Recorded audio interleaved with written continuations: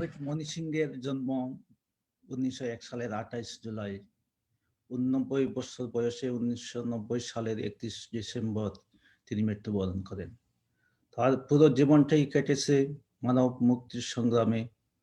পরপর দুটি স্বাধীনতার যুদ্ধের নেতৃত্ব দিয়েছেন। ব্রিটিশ উপনিবেশ ও পাকিস্তানি সামন্তবাদের বিরুদ্ধে যুদ্ধ করেছেন। তিনি বিশ্বাস করতেন শোষণ বঞ্চনা থেকে মানব মুক্তি ছাড়া মানুষের প্রকৃত স্বাধীনতা আসবে না। সংখ্যাগরিষ্ঠ মানুষের ভাগ্যের পরিবর্তনের জন্য কাজ করেছেন শ্রমিক, কৃষক, ক্ষেত মজুরদের মধ্যে। তাদের ন্যায্য অধিকার রাজনৈতিকভাবে সচেতন ও সংগ্রামমুখী করে গড়ে তুলতে পেরেছিলেন বলে যেতে হয়েছে বারবার জেলখানায় অথবা আন্ডারগ্রাউন্ডে। শুধু কমরেড মনি সিংই নাম, কমিউনিস্টদেরকে নিয়ে একটা কথা প্রচলন ছিল, বিশেষ করে ব্রিটিশ এবং পাকিস্তান আমলে। কমিউনিস্টরা সূর্য দেখার সুযোগ হয়নি, কারণ তারা ছিল শোষক শ্রেণীর আতঙ্ক। এই শোষক শ্রেণী শোষণকে চালিয়ে যাওয়ার জন্য কমিউনিস্টকে বারবার জেলখানায় পড়তে হয়েছে। তাই জেল থেকে বাঁচার জন্য হয় জেলে অথবা আন্ডারগ্রাউন্ডে থাকতে হয়েছে তাদের জীবনে। শুধু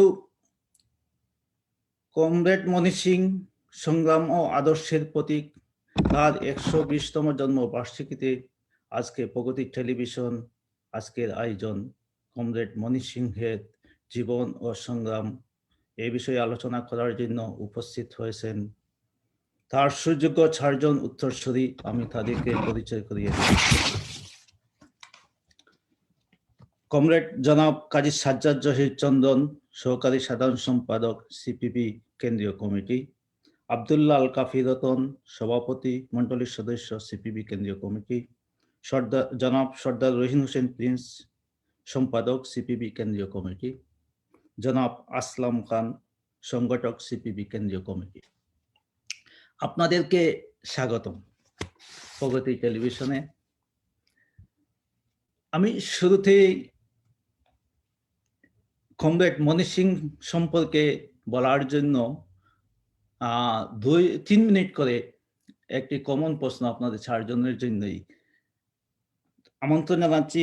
জনাব কমরেড সাজ্জাদ জহির চন্দনকে, আপনার দৃষ্টিতে কমরেড মনি সিং যদি একটু বলেন কমরেড মনি সিং সম্পর্কে। চন্দন ভাই, আপনি মিউট আছেন। ধন্যবাদ। প্রগতি টেলিভিশনের যারা দেখছেন, যারা শুনছেন, আমার পক্ষ থেকে, আমাদের পার্টি বাংলাদেশের কমিউনিস্ট পার্টির পক্ষ থেকে সংগ্রামী অভিনন্দন, শুভেচ্ছা, লাল সালাম। কমরেড মনি সিং কিংবদন্তি। তার সংগ্রামের ইতিহাস, তার জীবনের ইতিহাস আলোচনা করলে দীর্ঘ সময় লাগবে। কমরেড মনি সিং এদেশের শ্রমজীবী মেহনতি মানুষ, ভুখানাঙা দাগালা পা ফাটা খেটে খাওয়া মানুষের নেতা ছিলেন। কৃষকের নেতা ছিলেন মনি সিং, শ্রমিকের নেতা ছিলেন মনি সিং, সাধারণ মানুষের নেতা হয়ে উঠেছিলেন মনি সিং। একদিনে তিনি গড়ে ওঠেননি।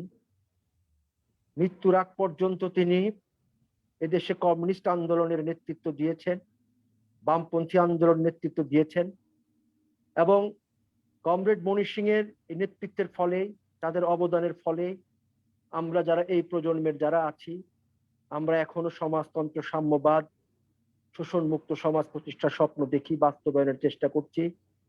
কমরেড মনি সিং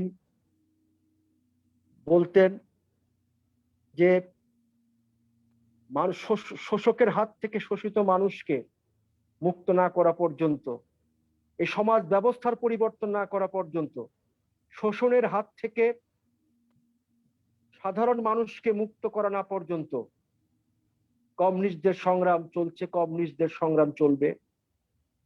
কমরেড মনি সিং সমাজতন্ত্রের স্বপ্ন দেখেছেন, সাম্যবাদ প্রতিষ্ঠার স্বপ্ন দেখেছেন, এবং স্বপ্ন দেখেছেন এবং সে স্বপ্নকে বাস্তবায়িত করার জন্যই আজীবন এদেশের মেহনতি মানুষের পক্ষে দাঁড়িয়েছেন।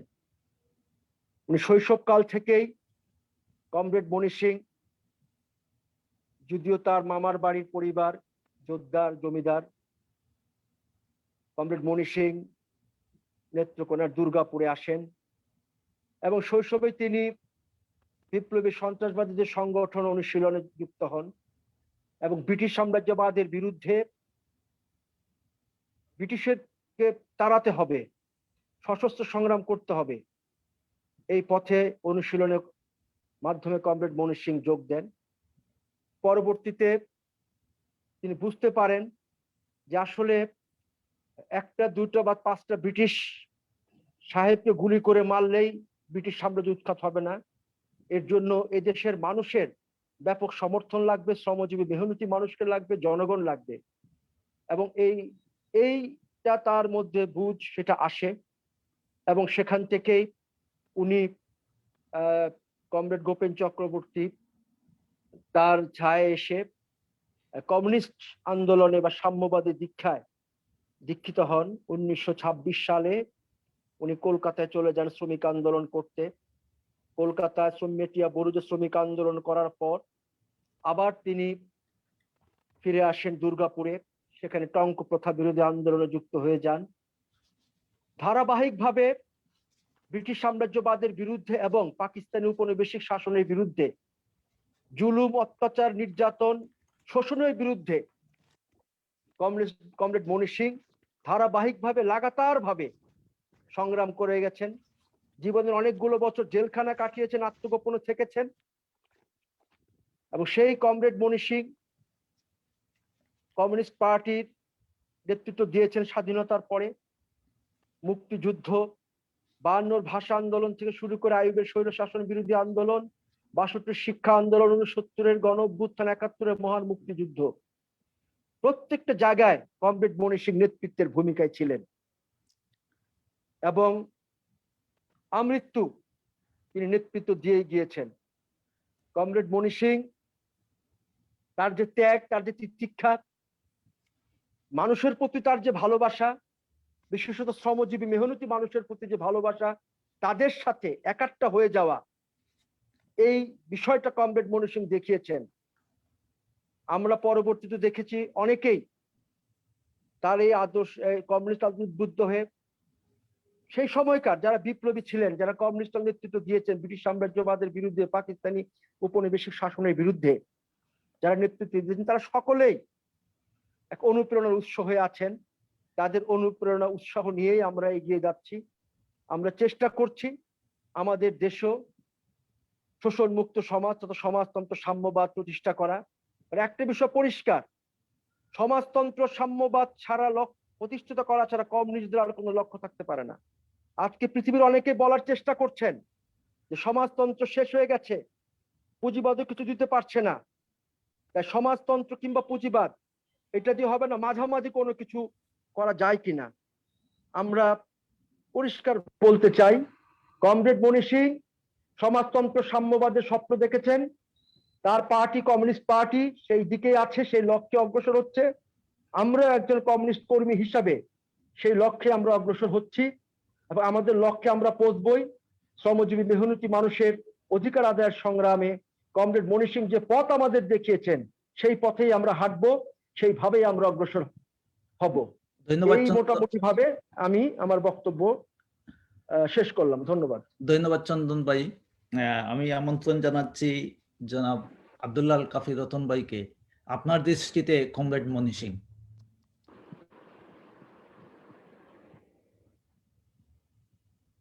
ধন্যবাদ আলিম ভাই আপনাকে।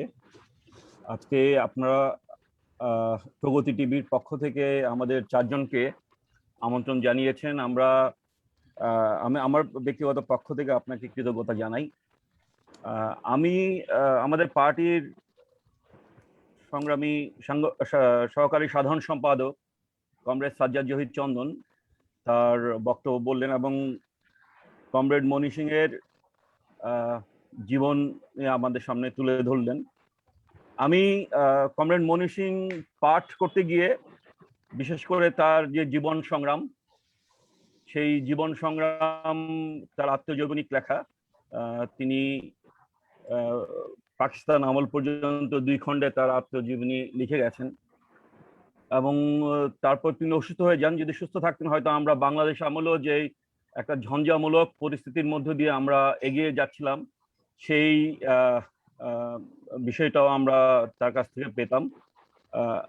আমি কমরেড মনি সিং এর জীবন থেকে যেই শিক্ষা নিজের জীবনে আত্মস্থ করতে চাই এবং আমাদের কমরেড তরুণ যারা আপনি নতুন প্রজন্মের কথা বলেছেন তাদের যেই আত্মস্থ করার যে সুযোগ সেই বিষয়টা আমি একটু আলোচনা করতে চাই।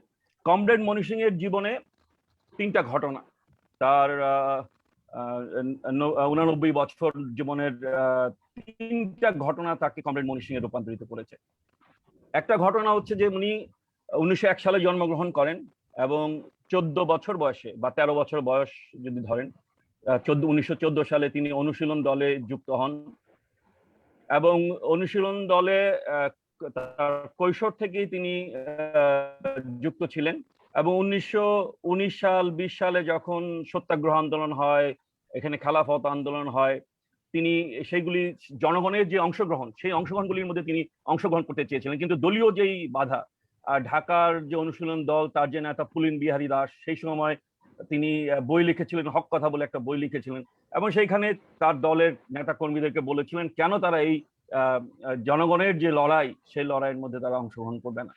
এইখান থেকে তার একটা মোহভঙ্গ হতে থাকে এবং তিনি কমরেড মনি সিং মনে করেন যে শুধুমাত্র কয়েক ব্রিটিশকে হত্যা করার মধ্য দিয়ে অথবা ব্রিটিশের দালালকে হত্যা করার মধ্য দিয়ে একটা জাতি স্বাধীনতা লাভ করতে পারে না, যদি না জাতির সমগ্র জনগণকে উদ্বুদ্ধ করা যায়, জাতিকে উদ্বুদ্ধ করা যায়, সেই প্রক্রিয়ার মধ্য দিয়ে তিনি যাচ্ছিলেন এবং সেই সুযোগটা তার কাছে আসে 1925 সালের ডিসেম্বর মাসে। সেই সময় মস্কোতে একটা বিশ্ববিদ্যালয় ছিল, প্রাচ্যের শ্রমজীবী জনগণের কমিউনিস্ট বিশ্ববিদ্যালয়, যেটাকে স্তালিন বিশ্ববিদ্যালয় বলা হতো। সেইখানে পড়ার জন্য গিয়েছিলেন একজন অনুশীলন দলের ঢাকার একজন কমরেড গোপেন্দ্র কৃষ্ণ চক্রবর্তী। তিনি গিয়েছিলেন কিন্তু আনফরচুনেটলি অনুশীলন দলের অভ্যন্তরে যে কোন্দল ছিল সেই কোন্দলের কারণে মস্কোকে জানিয়ে দেওয়া হয় যে তাকে যেন সুযোগ না দেওয়া হয়। সেই কারণে তিনি নাইডু নাম নিয়ে 9 মাস মস্কোতে ছিলেন এবং ফিরে আসেন আবার ঢাকায়। ঢাকায় এসে তিনি যেই মার্ক্সবাদের দীক্ষা নিয়ে এসেছিলেন সেই মার্ক্সবাদের দীক্ষা তিনি প্রচার করতে চান, সেই কারণে তিনি খুঁজছিলেন যে কোথায় গিয়ে এটা প্রচার করা যায় এবং তাকে একটা সুযোগ করে দেওয়া হয়। ময়মনসিংহে তিনি যান, তখন ময়মনসিংহ মানে এখন নেত্রকোনার সুসং দুর্গাপুরে তাকে পাঠিয়ে দেওয়া হয়। সেইখানে তিনি কমরেড মনি সিং এর কাকাতো ভাই শচীন সিংহ, সেইখানে উপেন সান্যাল এবং প্রভাত চক্রবর্তী বলে এক ভদ্রলোক, তারা সবাই অনুশীলন দলের সঙ্গে যুক্ত ছিলেন এবং তারা দীর্ঘদিন ধরে 3 দিন 4 দিন ধরে কমরেড গোপেন চক্রবর্তীর তর্ক বিতর্ক করেন। সেই তর্ক বিতর্কের মধ্য দিয়ে তারা অনুশীলন দলের যেই সশস্ত্র লাইন, যেই ব্যক্তি হত্যার যে লাইন, সেই লাইন তারা পরিত্যাগ করেন এবং সেইখানে তারা সিদ্ধান্ত নেন যে এখনকার রাজনীতি হচ্ছে শ্রমিকদেরকে উজ্জীবিত করার রাজনীতি। শ্রমিক হচ্ছে বিপ্লবের প্রধান শক্তি, সেই জন্য শ্রমিকদের আগে সংগঠিত করতে হবে, শ্রমিকদের নিয়ে আন্দোলন করতে হবে, পরবর্তীতে কৃষকদের নিয়ে আন্দোলন করতে হবে। কমরেড মনি সিং সেই কথার প্রেক্ষিতে 1926 সালের জানুয়ারি মাসে তিনি জানুয়ারি ফেব্রুয়ারির দিকে তিনি কলকাতায় চলে আসেন এবং সেইখানে এসে তিনি শ্রমিক আন্দোলন করার সুযোগ খুঁজতে থাকেন। কিন্তু আনফরচুনেটলি তিনি যাদের সঙ্গে ছিলেন, গোপেন চক্রবর্তী, ধরণী গোস্বামী বা গোপাল বসাক বা আরো যারা ছিলেন সেই সময় অনুশীলন দলের মধ্যে থেকে মার্ক্সবাদে দীক্ষিত হয়েছেন, তারা কেউই অপেক্ষা করছিলেন যে তারা একটা শ্রমিক আন্দোলনের সাথে যুক্ত হবেন। গোপেন চক্রবর্তী নিজে একটা চটকলে শ্রমিকের চাকরি নেন। আমাদের কমরেড তাজুল ইসলাম যেভাবে চটকলে গিয়ে শ্রমিকদের, আদমজি চটকলে গিয়ে শ্রমিকদের চাকরি নিয়েছিলেন, গোপেন চক্রবর্তী সেইভাবে নিজেকে আত্মগোপন করে গিয়ে চটকলে গিয়ে শ্রমিকের চাকরি নিয়েছিলেন। কিন্তু সেই চাকরিতে তিনি থাকতে পারেননি, তাকে আইডেন্টিফাই করে ফেলায় এবং তাকে সেখান থেকে বের করে দেওয়া হয়। 1928 সালে একটা দীর্ঘ রেল আন্দোলন হয়, রেল শ্রমিকদের আন্দোলন হয়, সেটাকে বলা হয় লিলুয়া, যে রেল ওয়ার্কশপ ছিল সেই রেল ওয়ার্কশপ একটা বড় ধরনের আন্দোলন হয়। সেইখানে ধরণী গোস্বামী, গোপেন চক্রবর্তী, কমরেড মনি সিং যান প্রচারকের দায়িত্ব পালন করতে এবং ফরচুনেটলি সেই দিন তাদের ওইখানে কেশরাম কটন মিল, যেখানে কমরেড মনি সিং পরে আন্দোলন করেছিলেন, সেইখানকার একজন শ্রমিক আসেন। তারা এসে বলেন তারা কেসি মিত্রকে খোঁজ করেন, যে ওই লিলুয়া রেল ওয়ার্কশপের আন্দোলনের নেতা। সেই আন্দোলনের যে নেতাকে খুঁজে না পেয়ে তখন গোপেন চক্রবর্তী, ধরণী গোস্বামী এবং মনি সিং বলেন যে যেহেতু মিত্র সাহেব নাই, আমরাই চলেন কেশরাম কটন মিলে যাই। সেইখানে যে আন্দোলনটা হচ্ছিল সেটা ইতিহাস আপনারা সবাই জানেন, এবং কমরেড মনি সিংকে কিভাবে কমরেড মনি সিং এ রূপান্তরিত করেন এই বিষয়টা আমরা আমরা সেখানে লক্ষ্য করি। বস্ত্রকল সম্পর্কে কোনো ধরনের ধারণা না থাকা সত্ত্বেও কমরেড মনি সিং সেখানে যান, এবং সেইখানে আপনার পাউন্ড এবং ইয়ার্ড এই যে বিতর্ক, সেই বিতর্কের মধ্যে তিনি মানে কিছুই বুঝতে পারেন না, যে শ্রমিকরা কি বলছেন সেই বিষয়টা তিনি বুঝতে পারেন না। সেইটা বোঝার জন্য সেই দিনেই তিনি শ্রীরামপুর বলে আরেকটা জায়গায় লক্ষ্মী কটন মিলে সেখানে যান। সেখানে গিয়ে একজনকে বাঙালিকে ধরে তাকে বুঝেন যে কিভাবে ইয়ার্ড এবং কটনের ইয়ার্ড এবং পাউন্ডের যে বিতর্ক, সেই ইয়ার্ড এবং পাউন্ডের বিতর্কটা কি, কেন শ্রমিকরা পাউন্ড চায় ইয়ার্ড চায় না, কারণ ইয়ার্ড হচ্ছে তখন আধুনিক ব্যবস্থা, কেন শ্রমিকরা চাচ্ছে না সেইটা তিনি অনুভব করেন। যে শ্রমিকরা যেহেতু ইয়ার্ড মাপার ক্ষেত্রে মালিকরা কারচুপি করে, এই জন্য শ্রমিকরা তাদের মজুরি সঠিক মতো পায় না। যদি ইয়ার্ড সঠিকভাবে মাপা হতো তাহলে শ্রমিকরা তাদের মজুরি ঠিক মতো পেত। সেইখান থেকে তিনি ধারণা করে নেন যে ইয়ার্ড যেহেতু শ্রমিকদের বিপক্ষে, সুতরাং তাকে শ্রমিকদের পক্ষে দাঁড়ানোর জন্য পাউন্ডের পক্ষে অবস্থান নিতে হবে। এবং সেখানে আপনারা জানেন, সেইখানে একটা কথা আমি খুব মানে এই কাফি ভাই আপনি আমি তো বলছি, সেখানে তিনি মানে লক্ষ্মী কটন মিল থেকে যখন ফিরে আসেন, তখন গোপেন দা এবং ধরণী দাকে তিনি লিখছেন। গোপেন দা ধরণী দাকে আমাকে ধরে বসলেন, তোমাকে মেটিয়া বুরুজে গিয়ে কাজ করতে হবে। আমি বললাম এটা অসম্ভব, আমি তাদের ভাষা বুঝি না, তারপর মিল সম্পর্কে কোনো জ্ঞান নেই, ভাষা জানা থাকলে তবু চেষ্টা করা যেত। তারা বললেন বিপ্লব তো মাখনের মধ্যে ছুরি চালিয়ে দেওয়া নয়, এটা কঠিন ও জটিল কাজ, ভাষা শিখে নিতে হবে। আমি পিছপা হলাম না, মেটিয়া বুরুজে চলে গেলাম। এই যে বিপ্লব জিনিসটা, যে এটা এটা এটা মাখনের মধ্যে ছুরি চালানোর কাজ না, এবং সবচেয়ে কঠিন কাজটা বেছে নেওয়াই যে একজন বিপ্লবীর কাজ, সেই কাজটা তিনি গ্রহণ করেছিলেন। এবং একই কাজ উনি করেছিলেন 1937 সালে, যখন তিনি তার নিজের গ্রাম সুষুম দুর্গাপুরে ছিলেন। যখন টঙ্ক কৃষকরা তাকে এসে ধরলেন যে দাদাবাবু আন্দোলনটা করতে হবে, আমাদেরকে বাঁচাতে হবে, তখন তিনি একটা এক্সকিউজ তৈরি করার চেষ্টা করলেন যে না, আমি তো কলকাতায় মেটিয়া বুরুজে শ্রমিক আন্দোলন করি, আমি এখানে থাকতে পারবো না, আমাকে কলকাতায় চলে যেতে হবে। কিন্তু তিনি অনুভব করলেন এইটা কি তিনি পালিয়ে যাচ্ছেন কিনা, যাদের বিরুদ্ধে লড়াই, টঙ্ক লড়াই, তারা হচ্ছে তার আপনজন, এমনকি তার নিজেরও টঙ্ক জমি ছিল। সুতরাং এই টঙ্ক বিরোধী লড়াইটা তিনি নিজের মধ্যে যে দ্বন্দ্ব ছিল, সেই দ্বন্দ্বটাকে তিনি জয় করলেন। এখানেই তিনি নিজেকে শ্রেণীচ্যুত করলেন, নিজের শ্রেণীর বিরুদ্ধে লড়াই করার যে আকাঙ্ক্ষা, সেই আকাঙ্ক্ষা তিনি গড়ে তুললেন। এই যে তিনটা ঘটনা, এক হচ্ছে গোপেন চক্রবর্তীর সাথে তার দেখা, এক হচ্ছে মেটিয়া বুরুজে গিয়ে তার শ্রমিক আন্দোলনে অংশগ্রহণ করা, সেইখানে সুভাষ বসুর সাথে পাল্টাপাল্টি তিনি তর্ক করেছিলেন, হ্যাঁ, সেই কেশরাম কটন মিলে। 3 নম্বর হচ্ছে যে টঙ্ক কৃষকরা তাকে চোখ খুলে দিয়েছিল যে নিজের পরিবারের বিরুদ্ধে, নিজের শ্রেণীর বিরুদ্ধে লড়াই করার মধ্য দিয়ে একজন কমিউনিস্ট প্রকৃতভাবে কমিউনিস্ট হতে পারে। এই যে মানে মনি সিং এর জীবনের 3টা ঘটনা, এই 3টা ঘটনার মধ্য দিয়ে কমরেড মনি সিং কিন্তু মনি সিং এর রূপান্তরিত হয়েছে। এবং এই 3টা ঘটনা থেকেই আমরা শিখতে পারি যে আমরা কিভাবে কমিউনিস্টরা নিজেদেরকে গড়ে তুলতে পারবো। ধন্যবাদ। ধন্যবাদ কাফি ভাই। এবারে বক্তব্য রাখবেন সর্দার রহিম হোসেন প্রিন্স ভাই, আপনার দৃষ্টিতে কমরেড মনি সিং যদি বলেন। ধন্যবাদ প্রগতি টেলিভিশনকে ব্যক্তিগতভাবে আমাকে আমন্ত্রণ জানানোর জন্য। একই সাথে এখানে আমরা 4 জন আলোচক এবং উপস্থাপক যে 5 জন আছি, আমরা সবাই আমাদের বন্ধু কমরেড, সেটা আমরা সবাই জানি। একসময় ছাত্র আন্দোলনের আমরা সবাই জড়িত ছিলাম এবং এখনো আমরা সমাজতন্ত্র সাম্যবাদের স্বপ্ন দেখে এগিয়ে চলছি। এজন্য আমি সবাইকে শুভেচ্ছা জানাচ্ছি। আমি সরাসরি আলোচনায় চলে যাই। আমরা যে একসময় যে রাজনীতিটা শুরু করেছিলাম, এখনো যে রাজনীতির ঝান্ডা নিয়ে এগিয়ে যাচ্ছি, মানব মুক্তির ঝান্ডা। এই মানব মুক্তির ঝান্ডার একজন কর্মী হিসাবে মনি সিংকে কি চোখে দেখি সেটা যদি বিবেচনা করি, তাহলে এখানেই বলতে হয় যে মনি সিং এর চরিত্রের অনেক দিক ছিল, সব দিক আলোচনার সুযোগ নাই, সময়ও নাই। কয়েকটা দিক যদি আমরা দেখি, যে তিনি যে মানব ব্যক্তির সংগ্রামে অনন্য নেতা হলেন, সেই জায়গায় আমরা দেখি তিনি বামপন্থী নেতার থেকে একটা জাতীয় নেতায় পরিণত হলেন। শুধু তাই না, বাংলাদেশের কমিউনিস্ট এবং বামপন্থী আন্দোলনের প্রতীক হিসাবে রূপান্তরিত হয়েছে। আমি ওনার অন্য জীবনী ওই জায়গাগুলোতে যাচ্ছি না, এটা বিরাট সময়ের ব্যাপার। এর ব্যাপার একটা ছোট্ট উদাহরণ দিয়ে শেষ করে দেই। পল্লী কবি জসীমউদ্দিনকে আমরা জানি, তিনি সোভিয়েত ইউনিয়ন ঘুরে আসলেন, ঘুরে এসে একটা কবিতা লিখলেন। সেই কবিতা এবং সবকিছুই কমরেড মনি সিংকে জুড়ে, কারণ ওই সোভিয়েত সমাজতন্ত্র এবং বাংলাদেশ এই বিবেচনায় তার কাছেই যে কমরেড মনি সিং এর প্রতিচ্ছবি হচ্ছে এই সমাজতন্ত্রের প্রতিচ্ছবি। কোথায় চলে গেলেন আমরা এটা দেখতে পাই।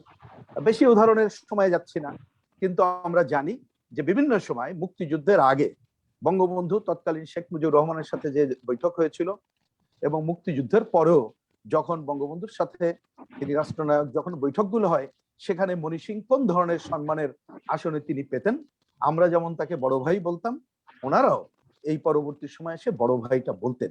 অর্থাৎ তিনি এই ধরনের একটা জাতীয় পর্যায়ের জায়গায় চলে এসেছেন। সুতরাং জাতীয় পর্যায়ে উঠতে গেলে কি করতে হয় একজন রাজনৈতিক কর্মী নেতা হিসেবে, সেটা আমাদের একটা শিক্ষা নেওয়া দরকার। আমি যে কথাগুলো বলছি আমার শিক্ষা বিবেচনা থেকে। 2 নম্বর, আমি একটু দেখতে পাই তিনি তরুণদেরকে কিভাবে এগিয়ে দিতেন। ছোট্ট 2টা উদাহরণ। তরুণ শেখ মুজিব সহ যে বৈঠকটা হলো, সেই বৈঠকের কার্যবিবরণী যতটুকু পাওয়া যায় পড়লে দেখবেন উনি বলছেন যে আন্দোলনটাকে আপনারা আগায় নেন। তো বলছে যে না, আপনারা তো নেতৃত্ব দেবেন। শেখ মুজিবুর রহমান বলছেন তৎকালীন, উনি বলছেন যে আমরা তো আছি, কিন্তু তরুণদেরকে এগিয়ে নিতে হবে, তরুণরাই এই জায়গায় হবে, এবং ছাত্র সংগঠন এবং তাদেরকে এই আন্দোলনে কিভাবে নামা যায় যৌথভাবে সেইটা দেখে। ঠিক একইভাবে তিনি যে পার্টিটা গড়ে তুলেছেন, সুযোগ থাকলে পরে বলা যাবে, সেই পার্টিতে তরুণ প্রজন্মকে নিয়ে আসা, নিয়ে এই যে সময়ের গ্যাপ এই পূরণে কমরেড মনি সিং এর ভূমিকা অনন্য ছিল, এইটা আমরা দেখতে পাই। আমরা এই যে ভূমিকা এসে মুক্তিযুদ্ধ সময় এবং পরবর্তী কয়েকটা শিক্ষা আমি নিতে চাই। একটা হচ্ছে মুক্তিযুদ্ধ সময়, তার আগে একটা বলি, পার্টি ভাঙার সময় সেটা দেখবেন। আরেকটা বলি যে একটা পার্টি যে দৃষ্টিভঙ্গিতে তার সংগঠন চলে, সে অন্যতম দৃষ্টিভঙ্গি হচ্ছে গণতান্ত্রিক কেন্দ্রিকতা। আপনারা জানেন যে ৬৬ সালে চীনাপন্থী নামধারীরা যখন দল থেকে বেরিয়ে যায়, এই দুজনকে কমরেড মনি সিং একাধিকবার বলেছিলেন যে আপনারা গণতান্ত্রিক কেন্দ্রিকতা না মেনে বেরিয়ে গেলেন, এই দল কিন্তু থাকবে না, টুকরা টুকরা হয়ে যাবে। ভবিষ্যতে তাই হয়েছিল, তার কথাই ফলেছিল। এবং মনি সিং, এই কমরেড মনি সিং, তিনি পরবর্তীতে মুক্তিযুদ্ধের পরে বাকশাল গঠন, হানা ভোট, নানা সময় নানা বিষয়ে দ্বিমত থাকা সত্ত্বেও তিনি পার্টির সভাপতি, শীর্ষ নেতা। ওনার দ্বিমত থাকা সত্ত্বেও পার্টির সিদ্ধান্তকে তিনি ওন করে এগিয়ে গেছেন গণতান্ত্রিক কেন্দ্রিকতা মেনে। তিনি সেইখানে অন্যথা কিছু করেনি, সেটাও আমাদের জন্য একটা অনন্য শিক্ষা। মুক্তিযুদ্ধের পূর্ববর্তী সময় এবং পরবর্তী কয়েকটা শিক্ষা আমি নিতে চাই। একটা হচ্ছে মুক্তিযুদ্ধের সময় জাতীয় ঐক্য একটা খুব জরুরি ছিল। আপনারা জানেন কিছু বামপন্থী লোকজন, নামধারীরা এসে সিপিবির সাথে বৈঠক করে, শুধু তা মুক্তিযুদ্ধের আগে এবং আগরতলায়ও বৈঠক করে তারা এটা বলার চেষ্টা করলো, আসেন বামপন্থীরা আমরা এক হয়ে লড়াই টড়াই করি। এবং তাদের মধ্যে নানা ট্রেন্ড জানেন, যে 2 কুকুরের লড়াই থেকে শুরু করে নানা বিষয় ছিল, যে এইখানে যারা যুদ্ধ করছে তারা একই শ্রেণীর, সুতরাং আওয়ামী লীগ এবং এই কি বলে পাকিস্তানিরা একই ধরনের, ওদের সাথে থাকা যাবে না। কিন্তু কমরেড মনি সিং এর নেতৃত্বে কমিউনিস্ট পার্টি তারা বলেছিল যে এইটা যেহেতু জাতীয় আন্দোলন, জাতীয় সংগ্রাম, এইখানে জাতীয় ঐক্যে বিভেদ ঘটানো এইটা হচ্ছে অতি বামপন্থী বিচ্যুতি, কমিউনিস্টদের এই বামপন্থী বিচ্যুতি করা চলে না। ওনারা এটা গ্রহণ করে নাই। ওই সময়ের মুক্তিযুদ্ধে আমাদের যে পত্রিকা ছিল সেটা কিন্তু এটা প্রমাণ, এবং এই জায়গাগুলো এটা দেওয়া যায়। এটা মুক্তিযুদ্ধের আগে তাহলে জাতীয় ঐক্য গড়ে তোলার ক্ষেত্রে আমরা কমরেড মনি সিং এর অনন্য অবদান দেখি। মুক্তিযুদ্ধের পর, মুক্তিযুদ্ধ নিয়ে আলোচনায় গেলাম না, উনি ফিরলেন যশোরে পার্টি অফিস উদ্বোধন।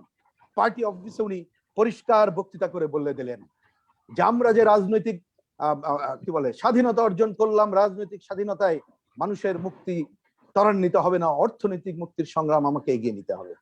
তাহলে দেখেন একেবারেই মুক্তিযুদ্ধ পরবর্তীতে দেশে ফিরে 17ই ডিসেম্বর, মানে যেভাবে তিনি কথাগুলো বলার চেষ্টা করছেন, তার মানে হচ্ছে যে প্রতি পদে পদে একজন কমিউনিস্ট হিসাবে তার মনে রাখা দরকার অর্থনৈতিক মুক্তির কথা, সেটা তিনি বলছেন। কমিউনিস্ট পার্টি অফিস উদ্বোধন, সেন্ট্রাল অফিস যেটা আমাদের আছে, এখন আমরা আছি, এই অফিস উদ্বোধনীতে কমরেড মনি সিং এর বক্তৃতা আমরা দেখি তিনি বলছেন সমাজতন্ত্র কোনো অপ্তবাক্য না, সমাজতন্ত্র অপ্তবাক্য দিয়ে এবং বিপ্লবী বুলিয়ে আউড়িয়ে এটা সমাজতন্ত্র করা যাবে না। একটা দেশের নিজস্ব বৈশিষ্ট্য এগুলো বিবেচনা করে এই সমাজতন্ত্র করতে হবে। আমরা সেই সমাজতন্ত্র করতে চাই। এইটা কোনো আমলাতান্ত্রিক সমাজতন্ত্র হবে না, এইটা হবে গণতান্ত্রিক সমাজতন্ত্র। ওনার ভাষায়, আমার ভাষা না। এই যে কথাগুলো উনি বলার মধ্য দিয়ে উনি কিন্তু অন্য জায়গায় চলে আসলেন। 1972 সাল বড় জনসভা, সেই জনসভা উনি পরিষ্কার বললেন যে আমরা যেটা করছি, এই যে ধনিকের গণতন্ত্র, এইটা মানুষের মুক্তি নাই, দরকার হচ্ছে মেহনতি মানুষের গণতন্ত্র, 95% মানুষের গণতন্ত্র, কমিউনিস্ট পার্টির সংগ্রাম সেই দিকে। এই কাজগুলো আমরা কিন্তু কমরেড মনি সিং এর অনন্য শিক্ষা হিসেবে দেখতে পাই। এরপরও আমরা কমরেড মনি সিং এর আরো দুই একটা জিনিস যদি তাকাই, আমি 1 মিনিটে শেষ করে দিই, সেটা আমরা দেখি যে একজন কমিউনিস্ট, তিনি এর আগে কমরেডরা বলেছেন তিনি কিভাবে শ্রেণীচ্যুত হয়ে আসলেন, যেটা আসলে একটা অসম্ভব ব্যাপার, জমিদার পরিবার থেকে আসা। এবং তিনি কৃষক আন্দোলনে জয়েন করার জন্য একটু সময় নিলেন কেন? বললেন যে আমি একটু ভেবে দেখি আমি শ্রেণীচ্যুত হয়েই ওই জায়গায় অংশ নিতে পারবো কিনা, কারণ আমার আত্মীয় স্বজন। তিনি কিন্তু ওই জায়গা থেকে নিজেকে পরিবর্তন করে আসলেন। তার সাথে সাথে সততা, নিষ্ঠা, সময়ানুবর্তিতা, মনি সিং টাইম হিসাবে আমরা খ্যাত। আমরা জানি তার একটা অধ্যবসায়, আমরা জানি যে তার যে একটা মানে কি বলবো, যে সমস্ত শ্রেণী পেশার মানুষকে ঐক্য করে নেওয়ার কাজটা, সেটি একটা অনন্যতা। অধস্তন নেতৃবৃন্দের প্রতি তার যে স্নেহ, মমতা, ভালোবাসা, এইটাকে দিয়ে এগিয়ে যাওয়া, এই সামগ্রিক কাজের শেষটা হলো, সব কাজের শেষ কালিমিনেশন হচ্ছে মেহনতি এবং সাধারণ মানুষের ভালোবাসায় অনন্য কমরেড মনি সিং।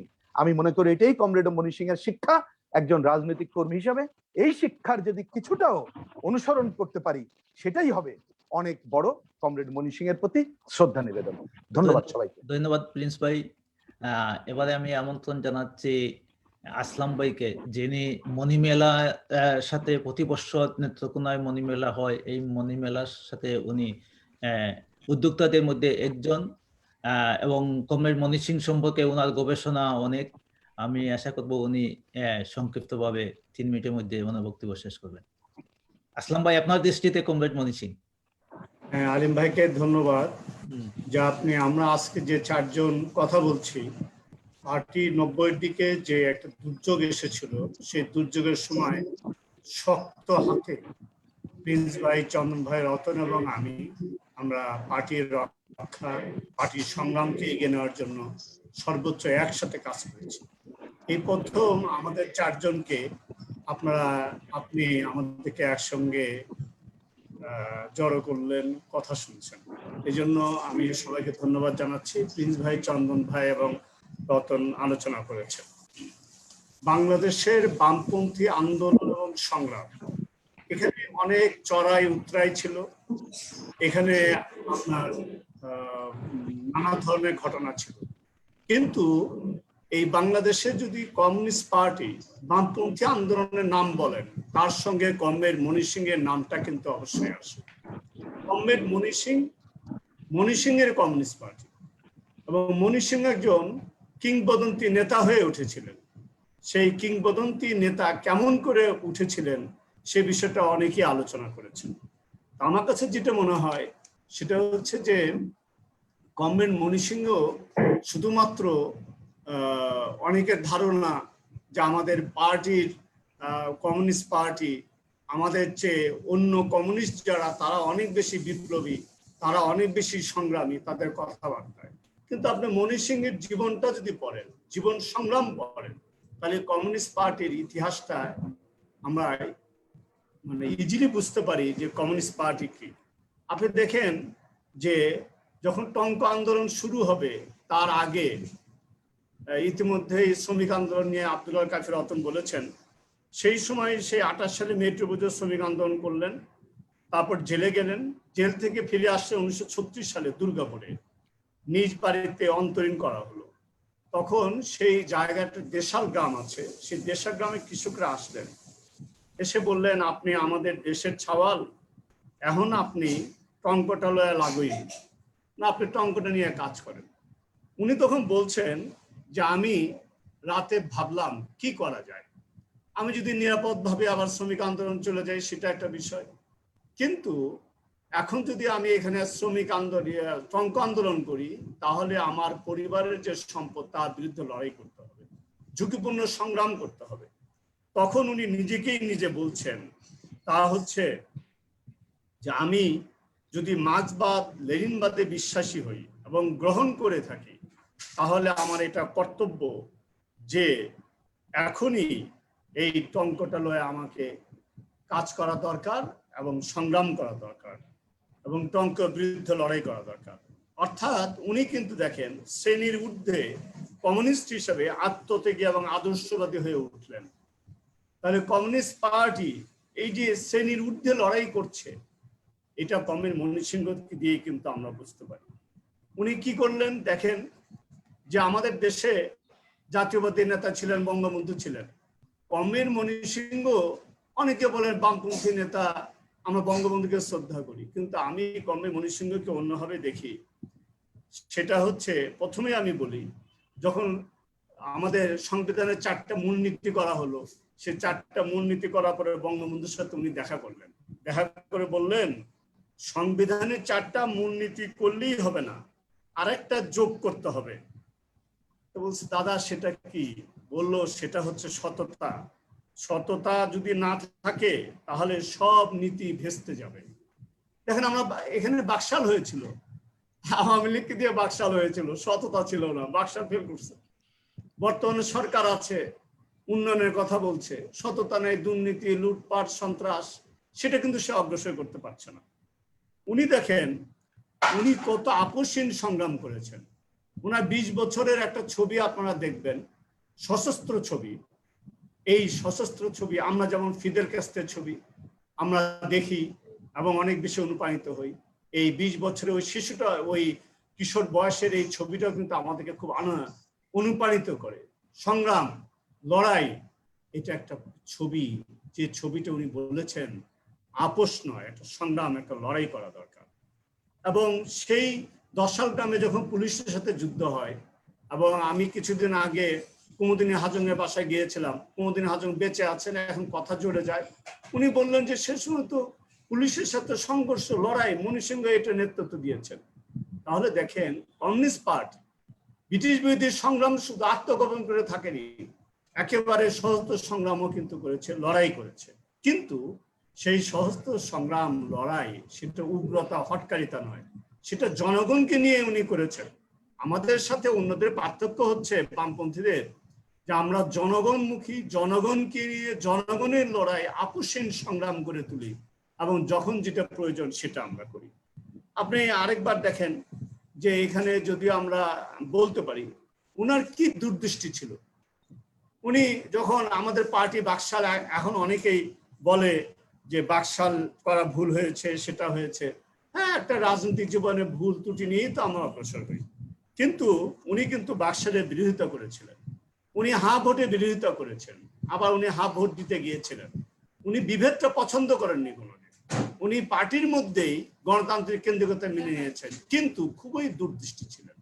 আমাদের একজন নেতা যিনি কমরেড ময়মনসিংহ, যিনি, তার দূরদৃষ্টি, এটা অসম্ভব ছিল একজন রাজনৈতিক নেতার এই দূরদৃষ্টিটা সবসময় থাকে, সেটা আমরা দেখেছি। আমরা দেখেন যে শুধুমাত্র একটা বিষয় বলি, যে কমিউনিস্ট পার্টিকে পাকিস্তানের সময় বলেন, পরবর্তীতে বলেন, আমাদেরকে কিন্তু অনেক সমালোচনা আসে। মুসলিম লীগ বলছে আমার নাস্তিক, এখনো অনেকে বলে বিশ্বাস করে না, মৌলবাদীরা তো আমাদের বিরুদ্ধে আছে। তাহলে কেমন করে আমরা এই বাংলাদেশের সমাজে কমিউনিস্ট পার্টি ভিতরে আমরা সমাজের কাছে সমাদৃত হলাম? আপনি দেখেন 80-90 দশক পর্যন্ত সেই কুড়িগ্রামের উলিপুর থেকে শুরু করে আপনি যান মহেশখালী, কক্সবাজারের একে প্রত্যন্ত অঞ্চলে কমিউনিস্টরা কাজ এবং ক্ষেত মজুর সমিতি তারা গড়ে তুলেছে, মানুষের মধ্যে তারা থেকেছে, মানুষ ভালোবেসেছে। কেন মানুষ ভালোবাসলো? তার মূল কারণ ছিল, যতই অপপ্রচার হোক, কমিউনিস্টরা সৎ, কমিউনিস্টরা ময়মনসিংহের পার্টি, কমিউনিস্ট পার্টির এই কমরেড ময়মনসিংহ, আপনি জানেন 73 সালে একবার আমাদের একটা সমাবেশ হয়েছিল, বঙ্গবন্ধু। আপনি এক মিনিটে শেষ করলে ভালো হয়। আচ্ছা, সময় দেখা গেছে যে উনি কিন্তু সরকার থেকে যে চাল নিয়ে এসেছিলেন, পরবর্তীতে চাল বেঁচে যাওয়ার পরে উনি আবার ওটা জমা দিতে গিয়েছেন সরকারের কাছে এবং বলেছেন যে এটা তো আমার চাল বেঁচে গেছে, সরকারি কোষাগারে জমা নিতে হবে। তাহলে উনার আমরা দৃষ্টান্ত দিতে পারি, কমিউনিস্ট পার্টি, ময়মনসিংহ মানে সৎ, মনি সিং মানে লড়াই, মনি সিং মানে সংগ্রাম, মনি সিং মানে হচ্ছে বামপন্থী, মনি সিং মানে হচ্ছে কমিউনিস্ট পার্টি। আমি এই জন্য কমিউনিস্ট পার্টিকে আমি মনে করি, মনি সিংকে মনে করি বাংলাদেশের নতুন প্রজন্মের আইকন, মডেল হতে পারে কমরেড মনি সিং, বঙ্গবন্ধু জাতীয়বাদী নেতা হতে পারে, কিন্তু কমিউনিস্টদের আইডল হচ্ছে কমরেড মনি সিং। মনি সিং এর সেই ছবিটা আমাদের প্রেরণার জায়গা, সেটাকে ধরে আমরা অগ্রসর হতে চাই। কমরেড মনি সিংকে লাল সালাম, এবং কমরেড মনি সিং চিরঞ্জীব থাকবেন আমাদের আদর্শে। সবাইকে ধন্যবাদ। ধন্যবাদ আসলাম ভাইকে। আমি আরেকটা বিষয় আপনাদের কাছ থেকে জানতে চাইব, এটাই সবার আপনাদের জন্য কমন বিষয়টা 2 মিনিটে আপনারা শেষ করবেন আশা করি। আপনারা চন্দন ভাই, আপনি বলছেন কমরেড মনি সিং এর জীবন থেকে অনেক কিছু শিক্ষণীয় আছে এবং উনি কৃষক শ্রমিক ক্ষেত্র মজুরের সাথে আন্দোলন সংগ্রাম করেছেন, উনি গণসংগঠনে করেছেন। আপনি কমিউনিস্ট পার্টির কোন গণসংগঠনের সাথে কাজ করতেছেন আছেন, এবং ওইখানে কমিউনিস্ট আন্দোলনে আপনার অবদান এবং ভূমিকা যদি একটু বলেন 2 মিনিটের মধ্যে। আপনি মিউট আছেন চন্দন ভাই। ধন্যবাদ। আমি কমরেড মনি সিং এর প্রতিষ্ঠিত কৃষক সংগঠন কৃষক সমিতি করি। আমি সেই সংগঠনের সাধারণ সম্পাদক। ছাত্র জীবন শেষ করার পরই, ছাত্র রাজনীতি শেষ করার পরই আমি কৃষক আন্দোলনের সাথে যুক্ত হই এবং ধারাবাহিকভাবে সে কৃষক আন্দোলন গড়ে তোলার চেষ্টা করছি। বাংলাদেশে আমরা তেমন কোনো বড় ধরনের কৃষক আন্দোলন এখনো গড়ে তুলতে পারিনি, সেটা সত্য, অস্বীকার করছি না। কৃষক আন্দোলন গড়ে তোলার জন্য আমাদের প্রচেষ্টা অব্যাহত আছে। আমাদের এই কৃষকের যে বাংলাদেশের যে সমস্যা, সেই সমস্যার কোনো শেষ নাই। কমরেড মনি সিং তারা যেমন আজ থেকে 50, 60, 70 বছর আগে যে কথাগুলো বলেছিলেন, যে আওয়াজগুলো তুলেছিলেন, এখন আমাদের অনেকগুলো আওয়াজ আমাদের তুলতে হয় এবং সেটাকে বাস্তবায়নের জন্য আমাদের প্রচেষ্টা আছে। আরেকটা বড় কৃষক আন্দোলন করার ক্ষেত্রে যেটা একটু সমস্যা, আমাদের এটা স্বীকার করে নেওয়া ভালো, সেটা হলো আসলে কৃষক আন্দোলনে কর্মী সংগঠক এই জায়গাটাতে আমাদের একটা ঘাটতি রয়েছে এবং এই ঘাটতিটা পূরণ করার আমরা চেষ্টা করছি। এই ঘাটতিটা যদি পূরণ করা যায় তাহলে আমরা মনে করি যে বাংলাদেশে কৃষক আন্দোলনটা জোরদার হবে। কারণ এখনো পর্যন্ত আমাদের দেশে, বাংলাদেশে কৃষি এখনো পর্যন্ত একটা বড় ক্ষেত্র, বড় একটা সেক্টর। আপনারা জানেন এই যে করোনা প্যান্ডামিক চলছে, এই যে করোনা মহামারীতে আমাদের দেশে কিন্তু খাদ্য উৎপাদন বন্ধ হয়নি, খাদ্য উৎপাদন কিন্তু হয়েছে। আমরা হয়তো করোনার ভয়ে ঘরে থেকেছি, চাষিরা কিন্তু ঘরে থাকেনি, তারা কিন্তু মাঠে ময়দানে গিয়েছে, তারা চাষ করেছে এবং তাদের ফসল উৎপাদনের ফলে আজকে কিন্তু দেশ খাদ্যে স্বয়ংসম্পূর্ণ হয়েছে।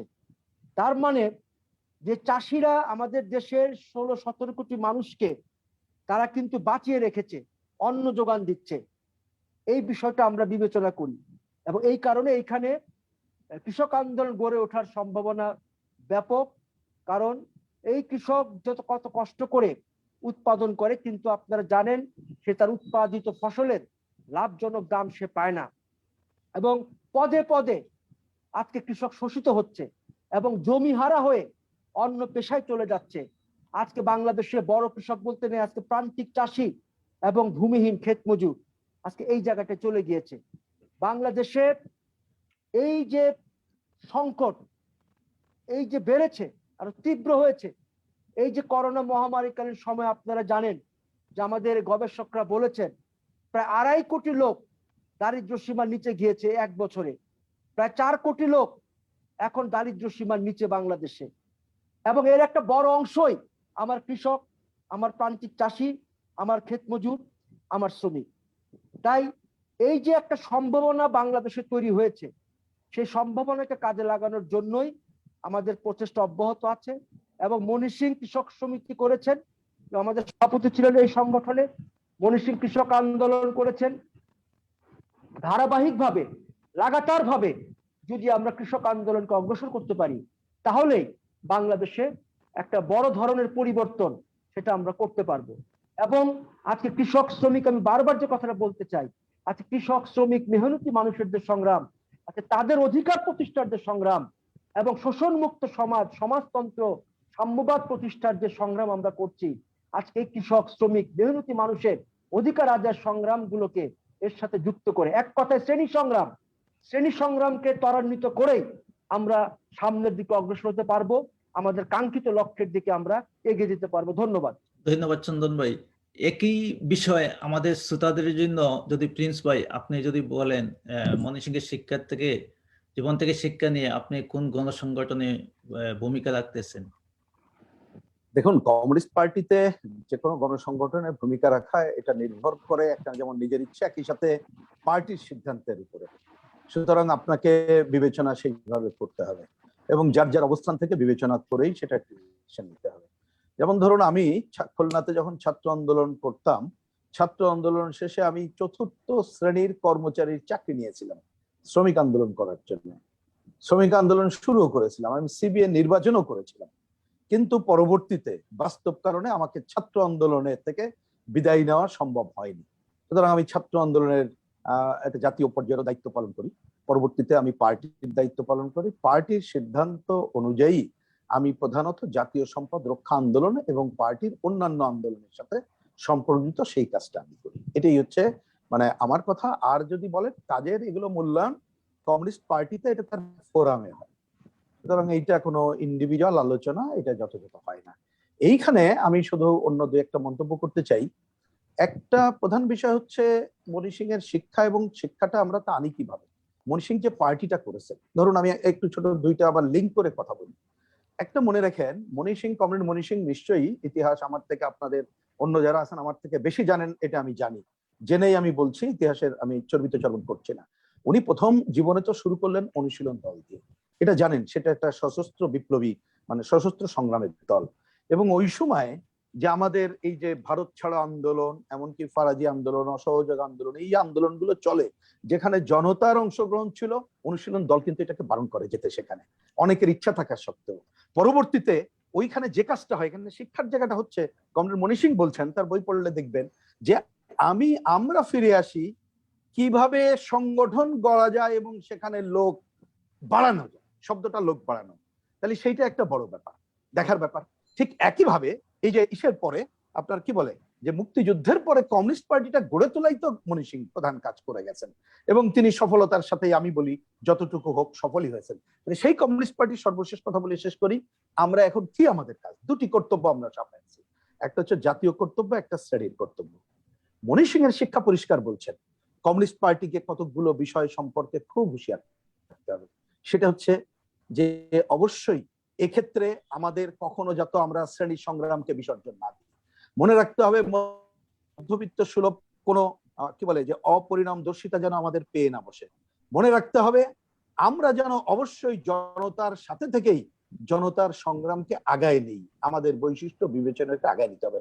এরকম অনেক কথাগুলো আছে, সেই সব সামগ্রিকতা বিবেচনা করেই কিন্তু আমরা যদি বলেন দুইটা কাজকে নিয়েছে, একটা হচ্ছে জাতীয় কর্তব্য এবং শ্রেণীর কর্তব্য। এই দুইটা কাজকে মিলানোর কাজ করতে হবে, এবং এই কাজ কমিউনিস্ট পার্টিতে হয় যৌথতার সাথে।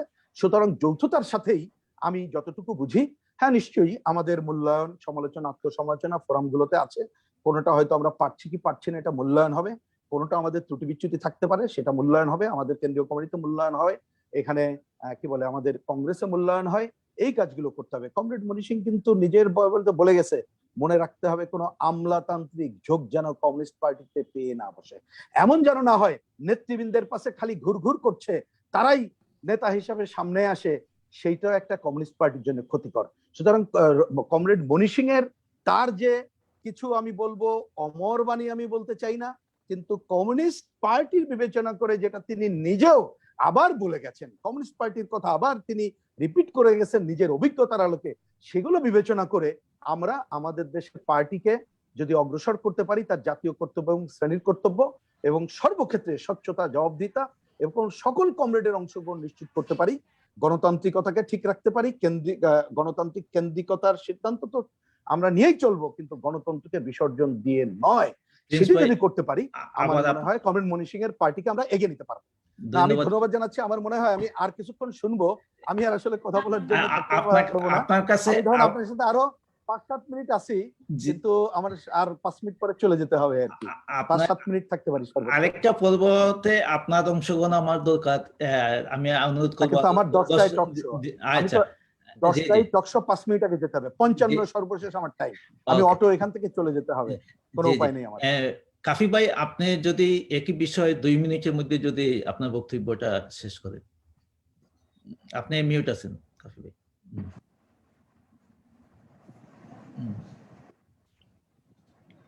ধন্যবাদ আলিম ভাই। কমরেড মনি সিং এর জীবনী নিয়ে আমরা আলোচনা করছি। তো কমরেড মনি সিং এর জীবনীতে একটা গুরুত্বপূর্ণ অধ্যায় আছে, যে অধ্যায়টা আমরা প্রায় অনালোচিতই থেকে যাচ্ছে। এবং এটা আমি একসময় যুব আন্দোলন করেছিলাম বলে, এবং যুব ইউনিয়নের প্রায় 7.5 বছর আমি সভাপতি ছিলাম 2 টার্মে। সেই কারণে আমি বলতে চাই যে কমরেড মনি সিং কিন্তু যুব আন্দোলনের সাথেও যুক্ত ছিলেন। এইটা মানে কমরেড মনি সিং এর আত্মজীবনীতে খুব সামান্য লেখা আছে যে, কিন্তু এই ঘটনাটা ঘটে 1926 সালে যখন তিনি কলকাতায় আসেন। 2 বছর কিন্তু শ্রমিক আন্দোলনের সাথে ওনারা সেভাবে সম্পৃক্ত হতে পারেন নাই। তখন 1927 সালে ওনারা অনুশীলন দল পরিত্যাগ করে ওয়ার্কার্স অ্যান্ড পেজেন্টস পার্টিতে যোগ দেন ধরণী গোস্বামী নেতৃত্বে। এবং সেইখানে ভাটপাড়ায় 3য় সম্মেলন হয় ওয়ার্কার্স অ্যান্ড পেজেন্টস পার্টি। সেখানে সিদ্ধান্ত যে একটা যুব সংগঠন গড়ে তোলা হবে, যেই যুব সংগঠনটা কাজ করবে শ্রমিক পরিবারের তরুণ এবং যুবকদের মাধ্যমে, এবং তাদের মধ্যে মার্ক্সবাদ প্রচার করবে, তাদের কাফি মধ্যে ভাই, প্রপাগান্ডা করবে। আমাদের প্রশ্নটা ছিল যে আপনি কোন সংগঠনে কাজ করতেছেন? হ্যাঁ, আমি তো বললাম যে আমি যুব গণসংগঠনে পরে আসতেছি। সেইভাবে তিনি মানে তারা ঠিক করে যে এই তরুণ যুবকদেরকে, শ্রমিক যুবকদেরকে সংগঠিত করার জন্য তারা একটা সংগঠন করবে। তখন একজন ব্রিটিশ কমিউনিস্ট আমাদের এই এলাকায় কাজ করতেন, তার নাম ফিলিপ স্পার্ট। সেই ফিলিপ স্পার্ট একটা সংগঠনের নাম দেন young comrades league, communist league না কিন্তু, ইয়াং কমরেডস লীগ। সেই সংগঠনে ধরণী গোস্বামী সাধারণ সম্পাদক হন এবং কমরেড মনি সিংরা সেটার মধ্যে যুক্ত হন। এবং তারা কমরেড মনি সিং বেশি দিন করতে পারেন নাই, কারণ ইতিমধ্যেই তিনি হলো কেশরাম জুট মিলের সাথে শ্রমিক আন্দোলনের সাথে যুক্ত হয়ে পড়েন। এই ইয়াং কমরেডস লীগটা কেন গঠিত হয়েছিল আমি জাস্ট খালি একটু মানে পড়ে দিতে চাই। সেটা হচ্ছে, the objective of the league is to organize a radical and militant movement of the exploited and oppressed young men and women for redress of their immediate grievance and the establishment of the independent Republic of India on the basis of social and economic emancipation of the masses. অর্থাৎ শ্রমিক শ্রেণীর এই যে মুক্তি এবং ভারতকে মুক্ত করা ব্রিটিশদের কবল থেকে, এই লক্ষ্য নিয়েই কিন্তু কমরেড মনি সিং ধরণী গোস্বামীর নেতৃত্বে ইয়াং কমরেডস লীগ গড়ে তুলেছিলেন। আমরা বা আমাদের পার্টিতে তরুণদের বা যুবকদের যে সংগঠন, সেই সংগঠন করাটাকে খুব একটা বিপ্লবী মনে করি না, যে অন্য কোনো বিপ্লবী গণসংগঠন, ক্ষেত মজুর, কৃষক বা শ্রমিক এই সংগঠনগুলি করছে না, তারা যুবকদের সংগঠন করে, এইরকম একটা মনোভাব। কিন্তু দেখেন, সেই আমলে 1928 সালের 11ই আগস্ট এই সংগঠন জন্ম নেয়, এবং সেই জন্ম সময় বলা ছিল যে অপ্রেস ম্যান এন্ড ওমেন, শুধু ম্যান বলে নাই, অপ্রেস ম্যান এন্ড ওমেন, তাদেরকে সম্পৃক্ত করার জন্যই ইয়াং কমরেডস লীগ কাজ করবে। আর আপনি আমাকে ব্যক্তিগত যে প্রশ্নটা করেছেন, আমি এই মুহূর্তে যে কাজটা করি সেই কাজটা হচ্ছে যে অসংগঠিত যেই শ্রমিকরা আছে, বিশেষ করে রিক্সা ভ্যান বা অন্যান্য যেই অসংগঠিত, এখন চা শ্রমিকদের মধ্যে আমি কিছুটা কাজ করি, এবং অসংগঠিত শ্রমিক রিক্সা ভ্যান তাদের মধ্যে কাজ করি। বেসিক্যালি আমি দীর্ঘদিন গার্মেন্টস শ্রমিক ট্রেড ইউনিয়ন কেন্দ্র, আমি যখন বিশ্ববিদ্যালয় থেকে বের হয়ে 1994 সালে গার্মেন্টস শ্রমিক ট্রেড ইউনিয়ন কেন্দ্র আমরা গড়ে তুলি শ্রমিকদের সাথে নিয়ে। আসলাম খান আছে, আসলাম খান সেই সংগঠনের শুরুতে আমাদের সঙ্গে ছাত্র আন্দোলন শেষ করার পর আমাদের সঙ্গে ছিল, এখন তো সে শ্রমিক আন্দোলনের নেতা, টিউসির জেনারেল সেক্রেটারি। আমাদের মানে কমিউনিস্ট পার্টি হচ্ছে শ্রমিক শ্রেণী পার্টি। ফলে আমাদের যে মূল উদ্যোগটা থাকবে যে বাংলাদেশের সংগঠিত যে খাত এবং অসংগঠিত যে খাত, সেই খাতের শ্রমিকদেরকে আমাদের পার্টির ছায়াতলে নিয়ে আসতে। কমরেড মনি সিং তার জীবনে শ্রমিকদের মধ্যেও কাজ করেছেন, কৃষকদের মধ্যেও কাজ করেছেন, তরুণদের মধ্যেও কাজ করেছেন। ফলে আমাদেরকে আমাদের পার্টিকে অল আউট এফোর্ট দিয়ে একটা মানে শ্রেণী সংগ্রামের পার্টি হিসাবে গড়ে তোলার জন্য আমাদেরকে কাজ করতে হবে। ধন্যবাদ কাফি ভাই। আসলাম ভাই, আপনি যদি 1 মিনিটে এই বিষয়ে বলেন, আচ্ছা, আমার মনে হয় এরপরে আলিম ভাই, আমি যদি প্রিন্স ভাই শেষ আমি বক্তব্যটা চলে শুনবো। যাই না, হ্যাঁ। না, আসলামকে পরে পরে দেন, তাহলে ভালো বলতে পারবো। আমি 1 মিনিট সময় নিই, নাহলে আমি আসলে আর সময় পাবো না। যদি শুনতে চান, নাহলে আমাকে বিদায় দিতে হবে। আচ্ছা, ঠিক আছে, জি। প্রিন্স ভাই বলেন। আচ্ছা, প্রিন্স ভাইয়ের কাছে আপনি 2 মিনিট আমাকে সময় দিবেন। হ্যাঁ, শিওর, 2 মিনিট। আমি Of course, 2 মিনিটই বলবো। আপনার কাছে জানতে চাইবো, যেটা মনি সিংয়ের একটা লেখা আমি পড়তেছি, যে ওনার জীবনীতে, মার্ক্সবাদ লেনিনবাদ গ্রহণ করে এদেশের বিপুল অংশ শ্রমিক কৃষক ক্ষেত মজুদের ভাগ্য পরিবর্তনের জন্য যৌবনে প্রথমে সমাজতন্ত্রের লক্ষ্যে যে সংগ্রাম শুরু করেছিলাম, আজ তরুণরা অনেকেই এগিয়ে এসেছেন সেই সংগ্রামকে এগিয়ে নেওয়ার দায়িত্ব নিয়ে। আর এখানেই আমার মতো সূচনায় যারা এগিয়ে এসেছিলেন তাদের জীবনের সার্থকতা। কিন্তু উনি যে কথাটা বলছেন, বর্তমানে আমরা দেখতে পাই আপনারা যে 5 জন সিপিবি কে রক্ষা এবং ছাত্রলীগকে রক্ষার যে গুরু দায়িত্ব পালন করেছিলেন, বর্তমানে যারা নতুন প্রজন্ম কেন সিপিবিতে এই ত্যাগের উদ্দেশ্য নিয়ে আসতেছে না, এই বিষয়ে আপনি কি বলবেন? আচ্ছা, আমি এক কথায়, আমি পুরোটা সিপিবি কে কেন আসছে না ওইটা একটা লম্বা সময় লাগবে, আমি ওই পার্টে ঢুকবোই না। আমি শুধু সমাজতন্ত্রের কোশ্চেন, কারণ কমরেড মনি সিং এই কথাটা যখন বলেছেন তখন ওইটা বাস্তব ছিল। কিন্তু এখন হয়েছে কি, বিশেষ করে 90 দশকের পর আপনি দেখবেন যে সারা বিশ্বে সমাজতান্ত্রিক দেশ তার অবস্থান, এবং বিভিন্ন দেশের বামপন্থী দল তার অবস্থান, আমাদের দেশের বামপন্থী নামধারী অনেকের চেহারা, বাস্তবতা, তাদের ভূমিকা এই সমাজতন্ত্র এবং বামপন্থী সম্পর্কে একটা নেগেটিভ ধারা গড়ে তুলছে। এবং আগে যেটা আমরা একটা বিকল্প আদর্শ হিসাবে বিশ্বের সামনে বা অন্যের সামনে ছিল, এখনো সেইটা একটু নানাভাবে দৃশ্যমান হচ্ছে না, এবং কনফিউশনটা অনেক বেশি। সুতরাং এটা পারছি না। কিন্তু আমি মনে করি, আমার দ্বিতীয় এবং শেষ বক্তব্য হলো, সমাজতন্ত্র সরাসরি তরুণরা না আসলেও দেখবেন যে তরুণের কথা আমরা বলি, সেই যে তরুণ খালি আত্মকেন্দ্রিক না হয়ে সে কিন্তু সমাজ সভ্যতা বিনির্মাণে নানা ধরনের কাজ করতে চায়। আমার কাছে মনে হয়, ওই যে আবার কমরেড মনি সিং এর কথায় চলে আসতে হয়, তার লেখনীতে পড়বেন, তিনি কিন্তু বলছে একটা দেশ, বাস্তবতা, বৈশিষ্ট্য, এবং ওইখানে এরকম কথা আছে, ওই সময়কার অবস্থা অনুযায়ী, আবার রিপিট করছি, ওই সময়কার অবস্থা অনুযায়ী করণীয় নির্ধারণ করতে হবে। আমি মনে করি, বোধ হয়, এটা আমার আত্মসমালোচনা ব্যক্তিগত, এটা পার্টির ধরেন না, আমরা অনেক ক্ষেত্রে ঠিক যথাসময়ের যথা করণীয় যথাযথভাবে নির্ধারণ করতে পারছি না বলে ওই তরুণ এই ধরনের মানুষের সপক্ষে আছে, হয়তো বা ওই সমাজতন্ত্রের সপক্ষে নাই। কিন্তু আমি মনে করি এটা সার্চ করলে এবং আমাদের আন্দোলন সংগ্রামের মধ্য দিয়ে মানুষের কাছে থাকলে আমরা এটা খুঁজে বের করতে পারবো।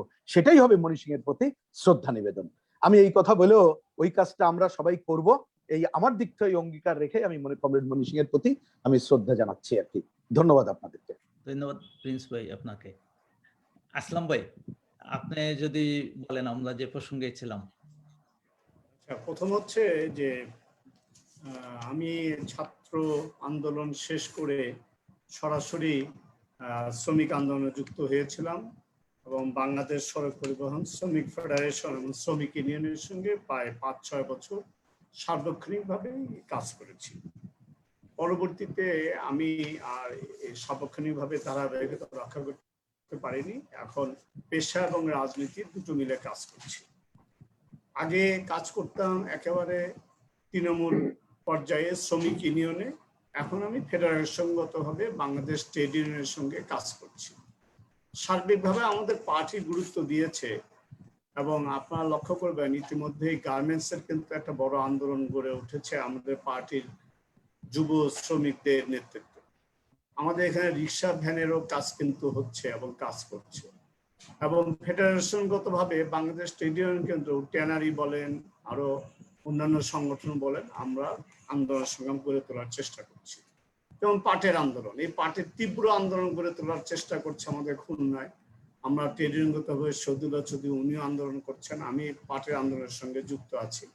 আপনাদের আমি শুধু এইটুকু বলতে চাই যে আগে যেমন কলকারখানা ছিল, এখন কলকারখানাগুলো বন্ধ হয়ে যাচ্ছে, এখন হচ্ছে অপ্রাতিষ্ঠানিক খাতগুলো অগ্রসর হচ্ছে, ফলে একটা তীব্র আমরা শ্রমিক আন্দোলন গড়ে তুলতে পারছি না। যতটুকু আছে এটা কমিউনিস্ট পার্টির প্রভাবিত যে সংগঠন, তাদের মাধ্যমেই রাজপথে দেখবেন যে আন্দোলন সংগ্রাম হচ্ছে, এর বাইরে কিন্তু খুব একটা আন্দোলন সংগ্রাম আমরা লক্ষ্য করছি না। আর দ্বিতীয় হচ্ছে, আমাদেরকে একটু মনে হয় বুঝতে হবে, দেখেন এই যে ডিজিটাল প্রযুক্তি আসছে এবং ডিজিটাল অর্থনীতিও কিন্তু দাঁড়িয়েছে। এখানে অনেকেই বলে যে আর শ্রমিক আন্দোলন হবে না। আমি শুধু খুব সংক্ষিপ্তভাবে 1 মিনিট একটা কথা বলি। এই ডিজিটাল অর্থনীতি নিয়ে ইতিমধ্যে অনেক লেখালেখি করছেন পণ্ডিতরা। তারা বলছেন ডিজিটাল অর্থনীতিতে প্রাচুর্য বাড়বে আর শ্রেণী বৈষম্যটা আরো বাড়তে থাকবে। তার মানে এখন শ্রেণী বৈষম্যটা কিন্তু ইতিমধ্যে বাড়ছে, বড় লোকের সংখ্যা বাড়ছে, গরিবের সংখ্যা আরো বেশি বাড়ছে, এবং এই সম্পদের বৈষম্যটা আরো বাড়বে। আপনি দেখেন, ছোট একটা ঘটনা আপনাদেরকে বলি, যে উবার, এই যে আমাদের দেশে যে উবার আছে, এই উবারে দেখেন, এটা সান ফ্রান্সিসকো থেকে উবারের মালিকেরা কিন্তু ওই ঢাকা এবং চট্টগ্রামে যিনি চালাচ্ছেন তার টাকার অংশ কিন্তু সে পাচ্ছে। এখন কিন্তু ইয়াংরা এইসব হিসাব করছে, বুঝতে পারছে যে শোষণটা কিভাবে হচ্ছে। ফলে শুধুমাত্র শ্রম শোষণ, গায়ে খতরে যে শোষণ সেটা না, ডিজিটাল পদ্ধতিতেও শোষণ চলছে। এবং একটা ছোট উদাহরণ দেখেন, আমরা আজকে কথা বলছি ইন্টারনেটের মাধ্যমে। ইন্টারনেট কিন্তু এখন আমি এটার নাম দিয়েছি সমতার ইন্টারনেট, কিন্তু এই সমতার ইন্টারনেট থাকছে না, এটা অসমতার ইন্টারনেটে পরিণত হবে যখন এখন G5 এর মাধ্যমে এখন দেখছেন যে আরো গতিসম্পন্ন ইন্টারনেটের কথা তারা বলছে, যেখানে টাকা দিয়ে কেনা যাবে, ওইখানে কিন্তু অসমতা বৈষম্যটা বাড়বে। ফলে নতুন প্রজন্ম যারা আছে, আমি আমার ক্লাস 9 আমার যে সন্তানটা, তার সাথে যখন কথা বলি, সে আমি তো দেখি যে আমার চেয়ে শোষণটা অনেক ভালো বোঝে, সে সমাজতন্ত্র নিয়ে কথা বলছে, আন্তর্জাতিক রাজনীতি নিয়ে কথা বলছে। ফলে নতুনরা আসতেছে না আমি তা বলবো না, আমরা নতুনদেরকে হয়তোবা তাদের মতো করে চিন্তা, তাদের সাথে কথা বলে আমরা নতুন ভাবে নিয়ে আসতে হয়তো পারছি না। কিন্তু নতুনরা কিন্তু স্কুলের ছাত্ররা আন্দোলন করছে, কলেজের ছাত্ররা আন্দোলন করছে, প্রাতিষ্ঠানিক ফেডারেশনের অধীনে আন্দোলন না করলেও শ্রমিকরা গার্মেন্টস থেকে বের হয়ে মজুরি আন্দোলন করছে, শাহবাগে আন্দোলন করছে, নানা ধরনের আন্দোলন করছে। আমরা কমিউনিস্ট পার্টি বা আমরা কিন্তু সেই আন্দোলনগুলোতে প্যাট্রোনাইজ করছি। এই যে গণজাগরণ মঞ্চ, সেখানে কিন্তু আমাদের পার্টি আমরা প্যাট্রোনাইজ করেছি। ফলে একটা জাতীয়বাদী আন্দোলন, সামাজিক আন্দোলন সবই হবে, কিন্তু কমিউনিস্ট পার্টির যে প্রাণ ভোমরা যে শ্রেণী সংগ্রাম, যে লড়াই, সেই শ্রেণী সংগ্রামের জন্য যে অসংখ্য কর্মী বাহিনী, সেটা আমরা পাচ্ছি না। সবাই ধরেন এই ট্রেড ইউনিয়নে তো 24 আওয়ার্স কাজ করতে হবে। যিনি ট্রেড ইউনিয়ন করবেন তাকে রাত্রেবেলা ফোন করবে যে রাত্রে আসেন, তাকে ঝুঁকি নিতে হবে, এটা তো সত্য। ধরেন আমি একসময় যখন গার্মেন্টসে বা পরিবহনের রাজনীতি করেছি, রাত 11টার সময় ফোন দিয়ে আমাকে যেতে হয়েছে। ফলে আমাদের নতুন প্রজন্মের মধ্য থেকে এই শ্রমিক আন্দোলনে যদি আমরা নতুন করে বেশি কর্মী বাহিনী যুক্ত করতে পারি, তাহলে শ্রেণী সংগ্রাম যত অগ্রসর হবে, বামপন্থী আন্দোলন তত অগ্রসর হবে, পার্টি ততটা আমরা আরো অগ্রসর করে নিতে পারবো। এই জন্য আমি যেটা বলতে চাই সেটা হচ্ছে যে আমাদের কমল মনি সিং একটা কথা বলছেন, যখন খুব 1 মিনিটে বলছি, যে যখন গোপন চক্রবর্তীর সাথে দেখা হলো, গোপন চক্রবর্তী বলছেন তুমি কি করছো? বলছে আমরা তো হাজংদের পানি খাচ্ছি, আমরা হাজংদের সমস্যা আন্দোলন করছি, লেখাপড়া শেখাচ্ছি। তখন বলছে তোমাদের সব কাজ মিথ্যা। বলছে কেন? বলে তোমরা এখন হাজংদের সাথে আছো, যদি মেথরদের পানি খাও তাহলে হাজংরা তোমাদের সঙ্গে থেকে চলে যাবে। তখন উনি বলছেন সামাজিক সংস্কারে রাজনৈতিক সাফল্য আনা যায় না, শ্রেণী সংগ্রামের উপর বিশেষ করে জোর দিতে হবে। এখন আমরা যদি আমাদের কৃষক সমিতি এখানে চমৎকার করছেন, এবং আব্দুল আল কাফি রতন, সেও সেই ছাত্র আন্দোলন শেষে সে কিন্তু আমাদের এই যে গার্মেন্টস আন্দোলন বলে আমাদের সঙ্গে সবসময় একটা শ্রমিক দরদি মঞ্চ আন্দোলন করছেন, শ্রমিক আন্দোলন করেছেন।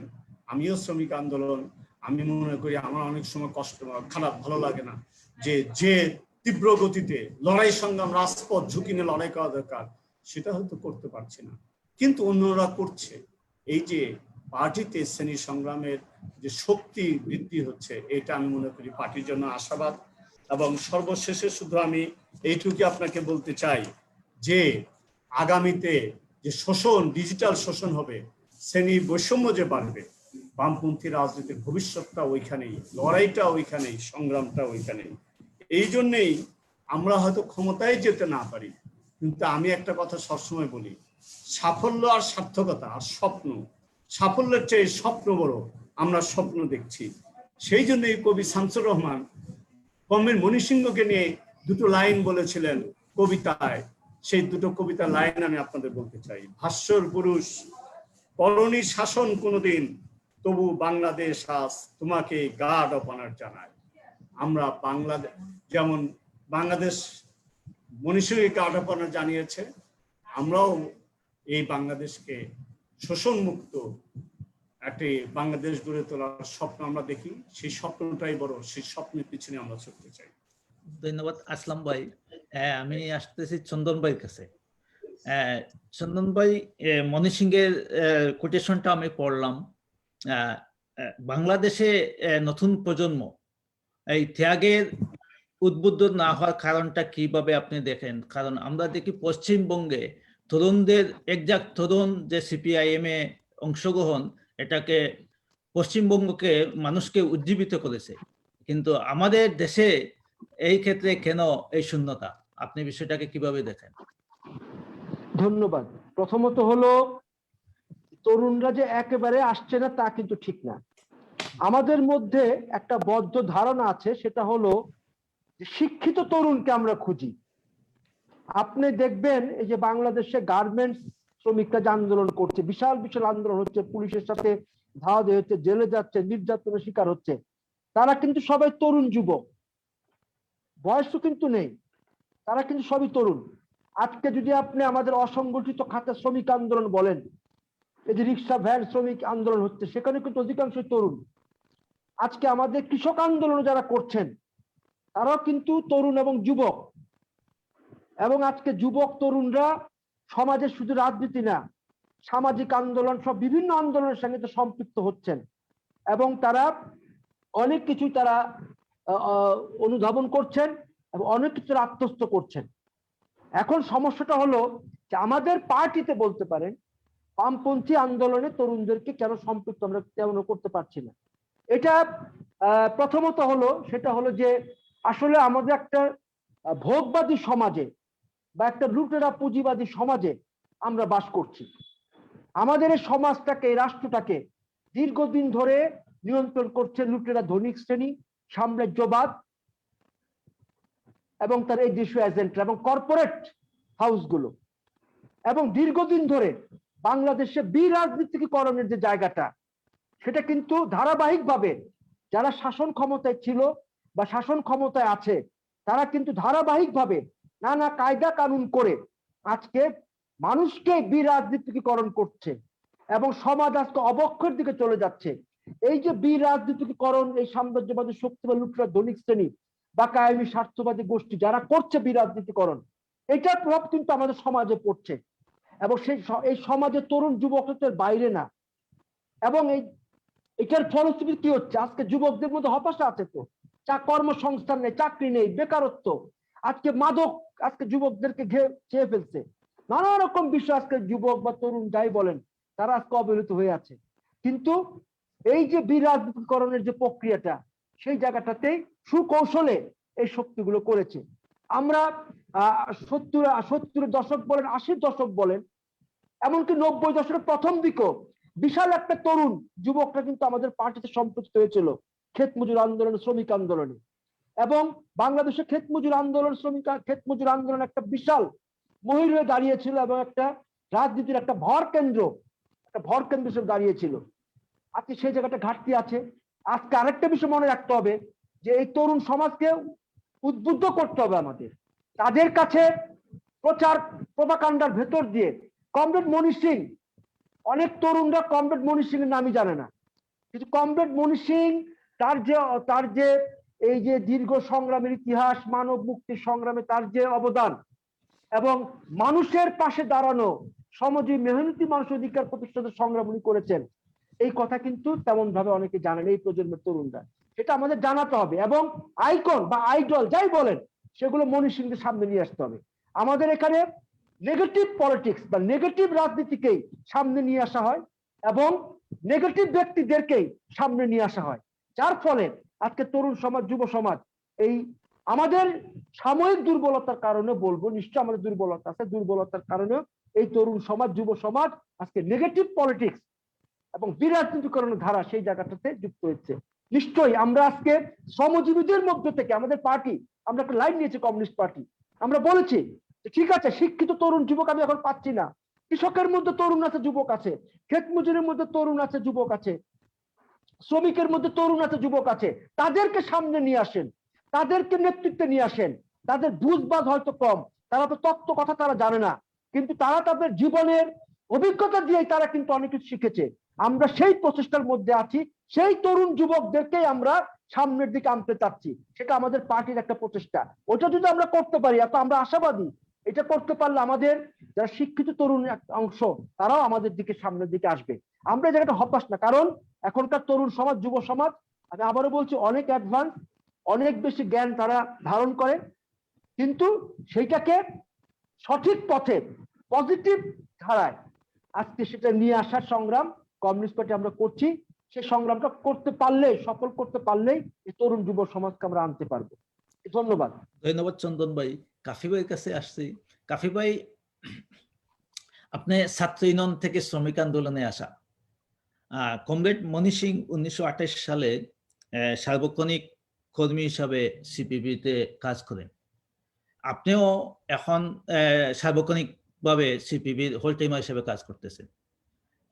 কিন্তু যারা শিক্ষিত সমাজের, চন্দন ভাই বললেন ছাত্র ইউনিয়নের অনেক সভাপতি বিভিন্ন দায়িত্ব পালন করছেন, তারা কেন এই রাজনীতিতে বা এই ত্যাগের রাজনীতিতে দূরে সরে আছে? আপনার মূল্যায়নটা যদি বলেন। ধন্যবাদ আলিম ভাই। এটা একটা খুবই ক্রিটিক্যাল কোশ্চেন। আমার দুই বন্ধু যেভাবে আনসার করলেন, আমি ঠিক সেইভাবে এটার জবাবটা আমি দিব না। আমি ফরাসি বিপ্লবের একটা প্রবাদ বাক্য আছে, রেভলিউশন ডিভাউটস, এবং বিপ্লবের প্রাথমিক পর্বে যারা অংশগ্রহণ করে তাদেরকে কিন্তু প্রাণ দিতে হয়। এইটা পৃথিবীর ইতিহাসে দেখেন, পৃথিবীর বিপ্লবের ইতিহাসে দেখেন, আমাদের এখানে অনুশীলন দল, যুগান্তর দল যারা করেছিলেন, তাদের অনেক বড় বড় নেতাকে হলো আত্মদান করতে হয়েছে। তারা নিজের মানে ব্রিটিশদেরকে হত্যা করে, নিজেরা সাইনাইড পান করে আত্মহত্যা করেছে, তারা নিজের মাথায় গুলি করে আত্মহত্যা করেছে, জীবন দিয়েছে, আত্মহত্যা বলবো না, জীবন দিয়েছে। সুতরাং এই যে প্রক্রিয়াটা, এই প্রক্রিয়াটার মধ্যে কমরেড মনি সিং হচ্ছেন আমাদের আর্লি কমিউনিস্ট। তিনি হিসাব করলে হয়তো প্রথম 20-25 জনের একজন হবেন কমিউনিস্ট হিসাবে আমাদের এই বাংলায়। তার জীবনটা দেখেন কিভাবে তিনি আত্মোৎসর্গ করেছেন।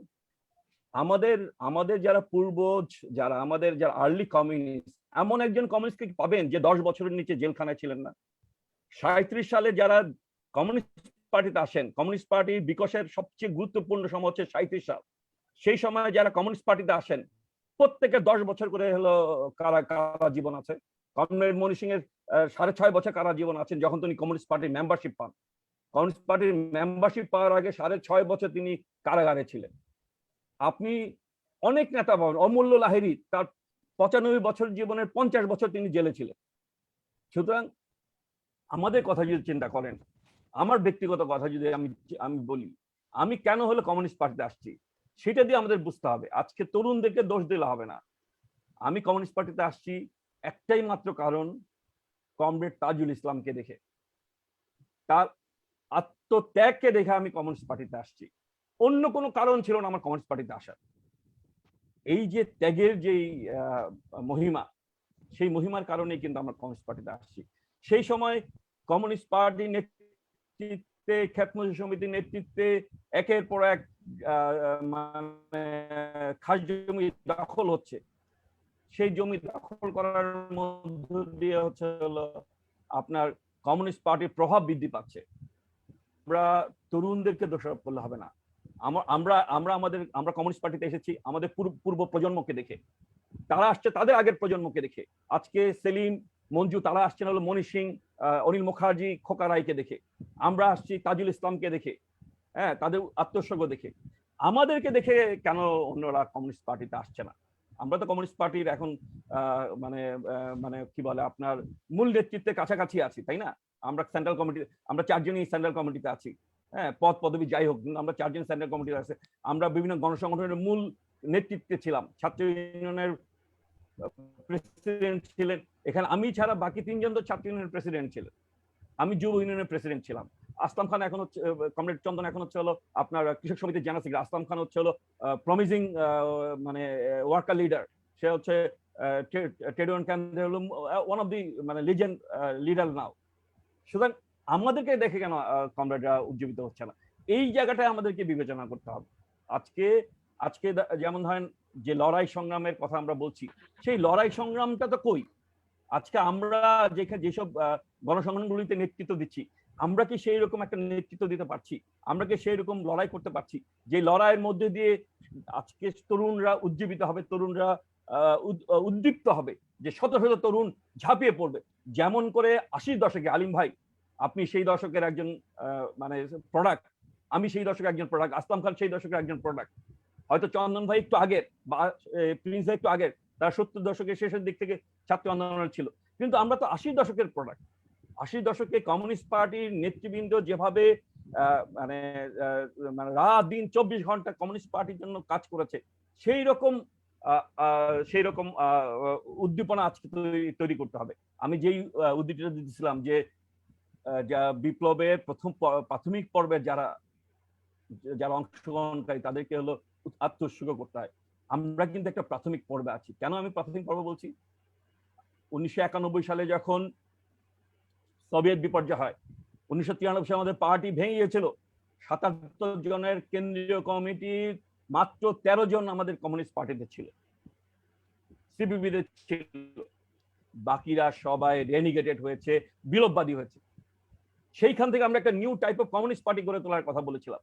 কিন্তু সেই new type of communist party গড়ে তুলতে হলে এবং তরুণদেরকে উজ্জীবিত করতে হলে, তরুণদেরকে অংশগ্রহণ করতে হলে, আজকে যেই ধরনের পার্টি গড়ে তোলা দরকার, যেই ধরনের শ্রেণী সংগ্রামের পার্টি গড়ে তোলা দরকার ছিল, যে ধরনের লড়াইয়ের পার্টি গড়ে তোলা দরকার ছিল, যেই ধরনের কি বলে মানে মানে এই যে ক্ষমতাসীন শ্রেণীর বিরুদ্ধে যেভাবে লড়াইয়ের প্রয়োজন ছিল, সেই ধরনের লড়াই করার শক্তি তো আমরা অর্জন করতে পারিনি।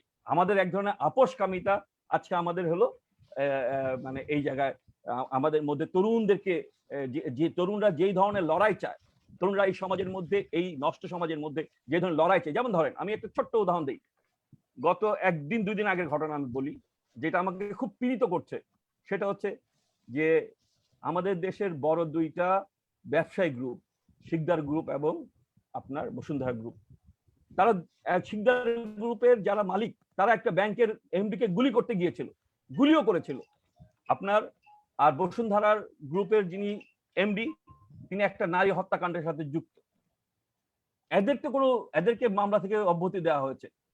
আর একটা সামান্য অভিনেত্রী পরিমণি, তাকে কিভাবে শত শত পুলিশ দিয়ে ঘেরাও করে হচ্ছে, আজকে রিমান্ডে নেওয়া হচ্ছে। এইটার বিরুদ্ধে কমিউনিস্ট পার্টি যদি জ্বলে উঠতে পারতো, তাহলে তরুণরা কমিউনিস্ট পার্টির পক্ষে আসতো। আমাদের কিন্তু আমরা যারা এখানে আছি 4 জন, আমরা তো কমিউনিস্ট পার্টির নেতা, আপনিও কমিউনিস্ট পার্টির সঙ্গে ছিলেন। সুতরাং আমাদেরকে হলো এই জিনিসটা ভাবতে হবে। আমরা তরুণদেরকে দোষ দিলে হবে না, আমরা অন্যদেরকে দোষ দিলে হবে না।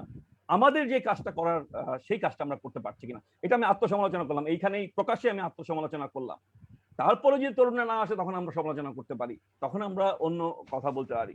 কিন্তু আমরা যদি একটা আদর্শ স্থাপন করতে পারি, লড়াইয়ের আদর্শ স্থাপন করতে পারি, ত্যাগের আদর্শ স্থাপন করতে পারি, এবং কমরেড মনি সিং এর মতো নিজের জীবন বিলিয়ে দেওয়ার মতো যদি অনুপ্রেরণা আমরা তৈরি করতে পারি, তাহলে কিন্তু তরুণরা আমাদের দিকে আকৃষ্ট হবে। তার আগে কিন্তু তরুণরা আকৃষ্ট হবে না। ভোগবাদী সমাজ বলে তরুণরা ভোগবাদী হয়ে গেছে, এইটা বলে মানে, কারণ এই তরুণরা কিন্তু মাঝে মাঝে অনেকগুলি ঘটনা দেখায়। গণজাগরণ মঞ্চ দেখিয়েছে, আবার ধরেন এই স্কুল ছাত্ররা যেই কি বলে ঘটনা দেখিয়েছে, আবার 2007 সালে এই অগাস্ট আসছে, 22-23 তারিখ অগাস্টের, যে তারা কিভাবে সামরিক স্বৈর শাসকের বিরুদ্ধে তরুণরা লড়াই করেছিল। সুতরাং তরুণদের কাছে নিজেদেরকে বা কমিউনিস্ট লিডারশিপকে, কমিউনিস্ট পার্টিকে আজকে আদর্শ স্থানীয় হয়ে উঠতে হবে। এইটা হচ্ছে আমার সাবমিশন।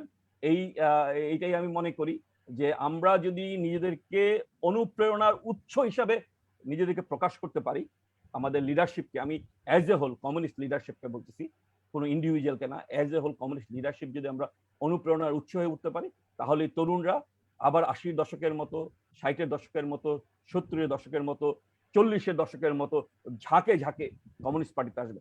একটা কথা আমি যদি এখানে বলি, এখানে কৃষক নেতা আছেন, 1937 সালে 38 সালে এই যে বিভিন্ন জেল থেকে, আন্দামান থেকে, বক্সার থেকে, দেউলি থেকে, প্রেসিডেন্সি থেকে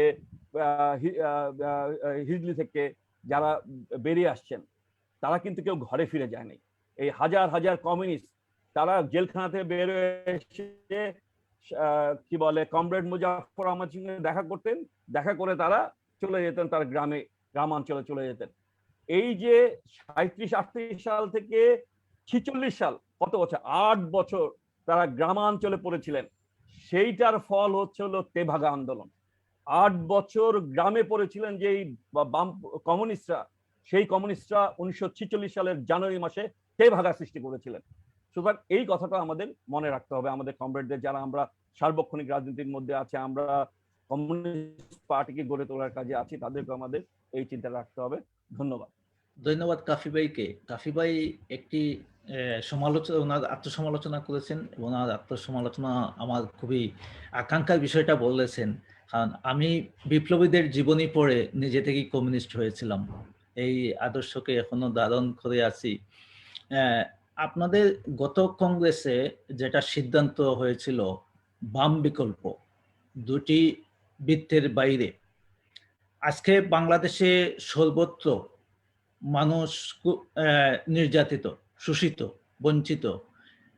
যে মনি সিং হাজংয়ের মতো পশ্চাৎপদ শ্রেণীকে রাজনৈতিকভাবে সচেতন করতে পেরেছিলেন, উজ্জীবিত করতে পেরেছিলেন, আন্দোলনমুখী করেছিলেন, কিন্তু আপনারা এই গ্রুপটাকে, সিপিবি কেন এই বিকল্প আন্দোলনমুখী সিপিবিকে একটি আন্দোলনমুখী সংগঠন হিসাবে দাঁড় করাতে পারতেছেন না, যেখানে সাধারণ মানুষ নিজের আশ্রয়টা খুঁজে পাওয়ার মতো? এক্ষেত্রে এই ব্যর্থতাটা কারণ কি বলে আপনি মনে করেন? আমাদের সময় প্রায় শেষ পর্যায়ে, মানে আমরা অলরেডি সময় দেরি করে ফেলছি। আমাদের দর্শকরা অনেক প্রশ্ন করেছেন, এই কিছু প্রশ্ন আমি আপনাদের কাছে উপস্থাপন করেছি, বাকিগুলো হয়তো সম্ভব হবে না। শেষ বক্তব্য যদি চন্দন ভাই আপনি 2 মিনিটে বলেন, আপনারা কেন বিকল্প হিসেবে? ধন্যবাদ। প্রথমত হলো যে বিকল্প, আমাদের পার্টির কংগ্রেসে আমরা বাম গণতান্ত্রিক বিকল্প শক্তির উত্থানের কথা বলেছি। দ্বিদলীয় ধারার বাইরে বাম বলয় বা বাম বিকল্প শক্তি গড়ে তোলার কথা আমরা বলেছি। এটা দুটা কারণ আছে, একটা হলো তার সাংগঠনিক বিষয়, আর একটা তার রাজনৈতিক বিষয়। সাংগঠনিক বিষয়ে আমাদের কিছুটা সীমাবদ্ধতা আছে। এই সীমাবদ্ধতা থাকার কারণেই কিন্তু আমরা বিকল্প রাজনীতিকে অগ্রসর করে নিয়ে যাওয়ার ক্ষেত্রে আমাদের একটা প্রতি পদে পদে আমাদের একটা ঘাটতি দেখা যাচ্ছে। এটাকে দূর করার জন্য আমরা আমাদের পার্টির পক্ষ থেকে নানা ধরনের ব্যবস্থা, নানা ধরনের প্রচেষ্টা আমরা নিয়েছি। আর একটা রাজনৈতিক বিষয়, বাংলাদেশে এটা ঠিক, বাংলাদেশের মানুষ, আপনি যেটা বলেছেন সেটা ঠিক, যে বাংলাদেশের মানুষ আজকে শোষিত, নিপীড়িত হতে হতে এমন একটা জায়গায় গিয়েছে যে আজকে 99 ভাগ লোককে 1 ভাগ লোক শোষণ করছে। বাংলার সম্পদ আজকে 1 ভাগ লোকের কাছে কুক্ষিগত হয়ে গেছে। 99 ভাগ মানুষ আজকে অবহেলিত। এবং আমাদের যারা শাসক গোষ্ঠী আছে, তাদের যে ভূমিকা, যারা সরকার চালিয়েছেন বা যারা সরকার চালাচ্ছেন শাসক গোষ্ঠী, তাদের ভূমিকার কারণে মানুষের মধ্যে ক্ষোভ বিক্ষোভ প্রচন্ড রকম বেড়েছে। মানুষ অসহায়, মানুষ একটি ছায়া খুঁজছে, এটা বাস্তবতা। এখন সমস্যাটা হলো এই বাস্তবতার নিরিখে আমার সাংগঠনিক শক্তিটাকে বৃদ্ধি করে, এবং অনেক সময় আছে সঠিক সময়ে সঠিক কর্মসূচি, সঠিক আন্দোলন এবং সঠিক সময়ের আন্দোলন সংগ্রাম, সেটাকে যদি আমরা গড়ে তুলতে পারি, তাহলে কিন্তু বিকল্প রাজনীতি আমরা বাংলাদেশে প্রতিষ্ঠিত করতে পারবো। এখন সমস্যাগুলোর মধ্যে আছে আমাদের রাজনীতির মধ্যে, ধরেন এখন কি প্রয়োজন, একটা কমিউনিস্ট পার্টি গড়ে তুলতে হলে অনেকগুলো উপাদান। এখন আমাদের মধ্যে পার্টি, তাহলে আমরা কমিউনিস্ট পার্টির কথা বলি, সার্বক্ষণিক রাজনৈতিক নেতা কর্মীর আমাদের প্রয়োজন। আমাদের এখন সার্বক্ষণিক রাজনৈতিক নেতা কর্মীর অভাব, এটা একটা আছে, সেটাকে আমরা ভুগছি। আর রাজনীতির ক্ষেত্রে হলো যে আমরা চেষ্টা করছি, আমাদের প্রচেষ্টা অব্যাহত আছে, আমরা চেষ্টা করছি। এক সময় কিন্তু আমি অভিজ্ঞতাতে বলি, এক সময় আমাদেরকে মানুষ বলতো, বিশেষত আজ থেকে আরো 15 বছর আগে বা 12 বছর আগে কিংবা 20 বছর আগেও, মানুষ আমাদেরকে বলতো, ভাই আপনাদের দিয়ে কিছু হবে না, আপনারা কিছু করতে পারবেন না। কিন্তু আমরা এই সময়কার আমাদের অভিজ্ঞতা, যারা গ্রামে গঞ্জে একটু ঘুরি, যারা আমরা বিভিন্ন সময় সংসদ নির্বাচন এগুলো করেছি, মানুষের কাছে গিয়েছি, মানুষ কিন্তু এখন বলে যে আপনাদের শক্তিটা একটু বাড়ান ভাই, কিছু করলে আপনাদের দিয়ে সম্ভব। এই জায়গায় কিন্তু আমরা আসতে পেরেছি এবং আমরা মনে করি এই জায়গাটা আমাদের আত্মসন্তুষ্টির বিষয় নয়, আত্মতৃপ্তির বিষয় না, কিন্তু এই জায়গাটায় আমরা আসতে পেরেছি। এখন এটাকে ধরেই আমাদের রাজনৈতিক কর্মকাণ্ড এবং সঠিক সময়ে সঠিক সিদ্ধান্ত নিয়ে আমাদেরকে অগ্রসর হতে হবে। একটা বিষয় বলি, সাংগঠনিক সীমাবদ্ধতার কারণে আমরা অনেক কিছু করতে পারছি না। এবং কফিরতন একটু বলেছে যে আমাদের মধ্যে যে স্পিড, আমাদের যে চেতনা, সেই জায়গাটাতে নিশ্চয়ই কিছুটা তো ধাক্কা লেগেছে, কারণ আমরা তো সমাজ থেকে বাইরে না। সমাজের যে অবক্ষয় চলছে, একটা বৈষম্যমূলক যে একটা সমাজ ব্যবস্থা, একটা লুটেরা পুঁজিবাদী যে সমাজ ব্যবস্থা, সে সমাজ থেকে বাইরে না, তার প্রভাব আমাদের মধ্যে পড়ছে এবং সেটাকে মোকাবেলা করাটা খুব কঠিন। কমিউনিস্টদের জন্য সবসময় লড়াই সংগ্রাম গড়ে তোলা কঠিন ছিল, এই সংগ্রামও কঠিন। তো আমরা আশাবাদী এই সংগ্রামে আমরা অগ্রসর হতে পারি, বাম গণতান্ত্রিক বিকল্প শক্তি বাংলাদেশে গড়ে উঠবে এবং সেই প্রচেষ্টা আমাদের। কিন্তু এখানে আমরা যেটা মনে করি যে আজকে শ্রেণীর আন্দোলন, আজকে কৃষকের আন্দোলন, ক্ষেত মজুর আন্দোলন, শ্রমিকের আন্দোলন, তার সাথে আজকে জাতীয় আন্দোলন, আজকে সেটাকে সম্পৃক্ত করে যদি আমরা অগ্রসর হতে পারি এবং আমরা যদি সত্যিকার অর্থে বাংলাদেশে বাম গণতান্ত্রিক বিকল্প শক্তির উত্থান চাই, তাহলে যে শ্রম, যে মেধা, যে ত্যাগ বা যে রাজনীতি, যে আদর্শ, এই আদর্শের প্রতি যদি আমাদের কমিটমেন্টটা থাকে, আদর্শের প্রতি যদি আমাদের দৃঢ়তা থাকে, বাম গণতান্ত্রিক বিকল্প অবশ্যই বাংলাদেশে গড়ে উঠবে। আমি এইটুকুই বলতে চাই আর কি। এবং আমরা মনে করি বাম গণতান্ত্রিক বিকল্প শক্তি গড়ে তোলার একটা পরিস্থিতি বাংলাদেশে বিরাজমান, কারণ শোষক শোষিত বাড়ছে, 99 ভাগ একদিকে, 1 ভাগ একদিকে। আজকে 1 ভাগের বিরুদ্ধে 99 ভাগ মানুষকে সম্পৃক্ত করার যে কাজটা, তার যে শ্রেণীর লড়াই, তার অধিকার প্রতিষ্ঠার যে লড়াই, সেই সংগ্রামকে বেগবান করার ভিতর দিয়ে আমরা অগ্রসর হতে পারবো, আমি আশাবাদী। ধন্যবাদ চন্দন ভাই। আসলাম ভাই, আপনি তো আপনার সহযোদ্ধা চন্দন ভাই বক্তব্য শুনছেন, আপনার এই বিকল্প ক্ষেত্রে সমস্যা কি মনে করেন? চন্দন ভাই কিন্তু বলছে দুটো বিষয়, একটা রাজনৈতিক বিষয়, একটা সাংগঠনিক বিষয়। বাম বিকল্প বা বিকল্প শক্তি, এটা রাজনীতি বলে দিচ্ছে এটা প্রয়োজন, কারণ দুই লুটেরা শক্তির বাইরে মানুষ একটা কিছু চাচ্ছে। আমরা যদি না দাঁড়াতে পারি, এখানে মৌলবাদী ধর্মান্তর শক্তি জায়গা করে নেবে, জায়গা ফাঁকা থাকবে না। কিন্তু এটা কেন আমাদের আরো বেশি অগ্রসর হচ্ছে না? সাংগঠনিক কারণে।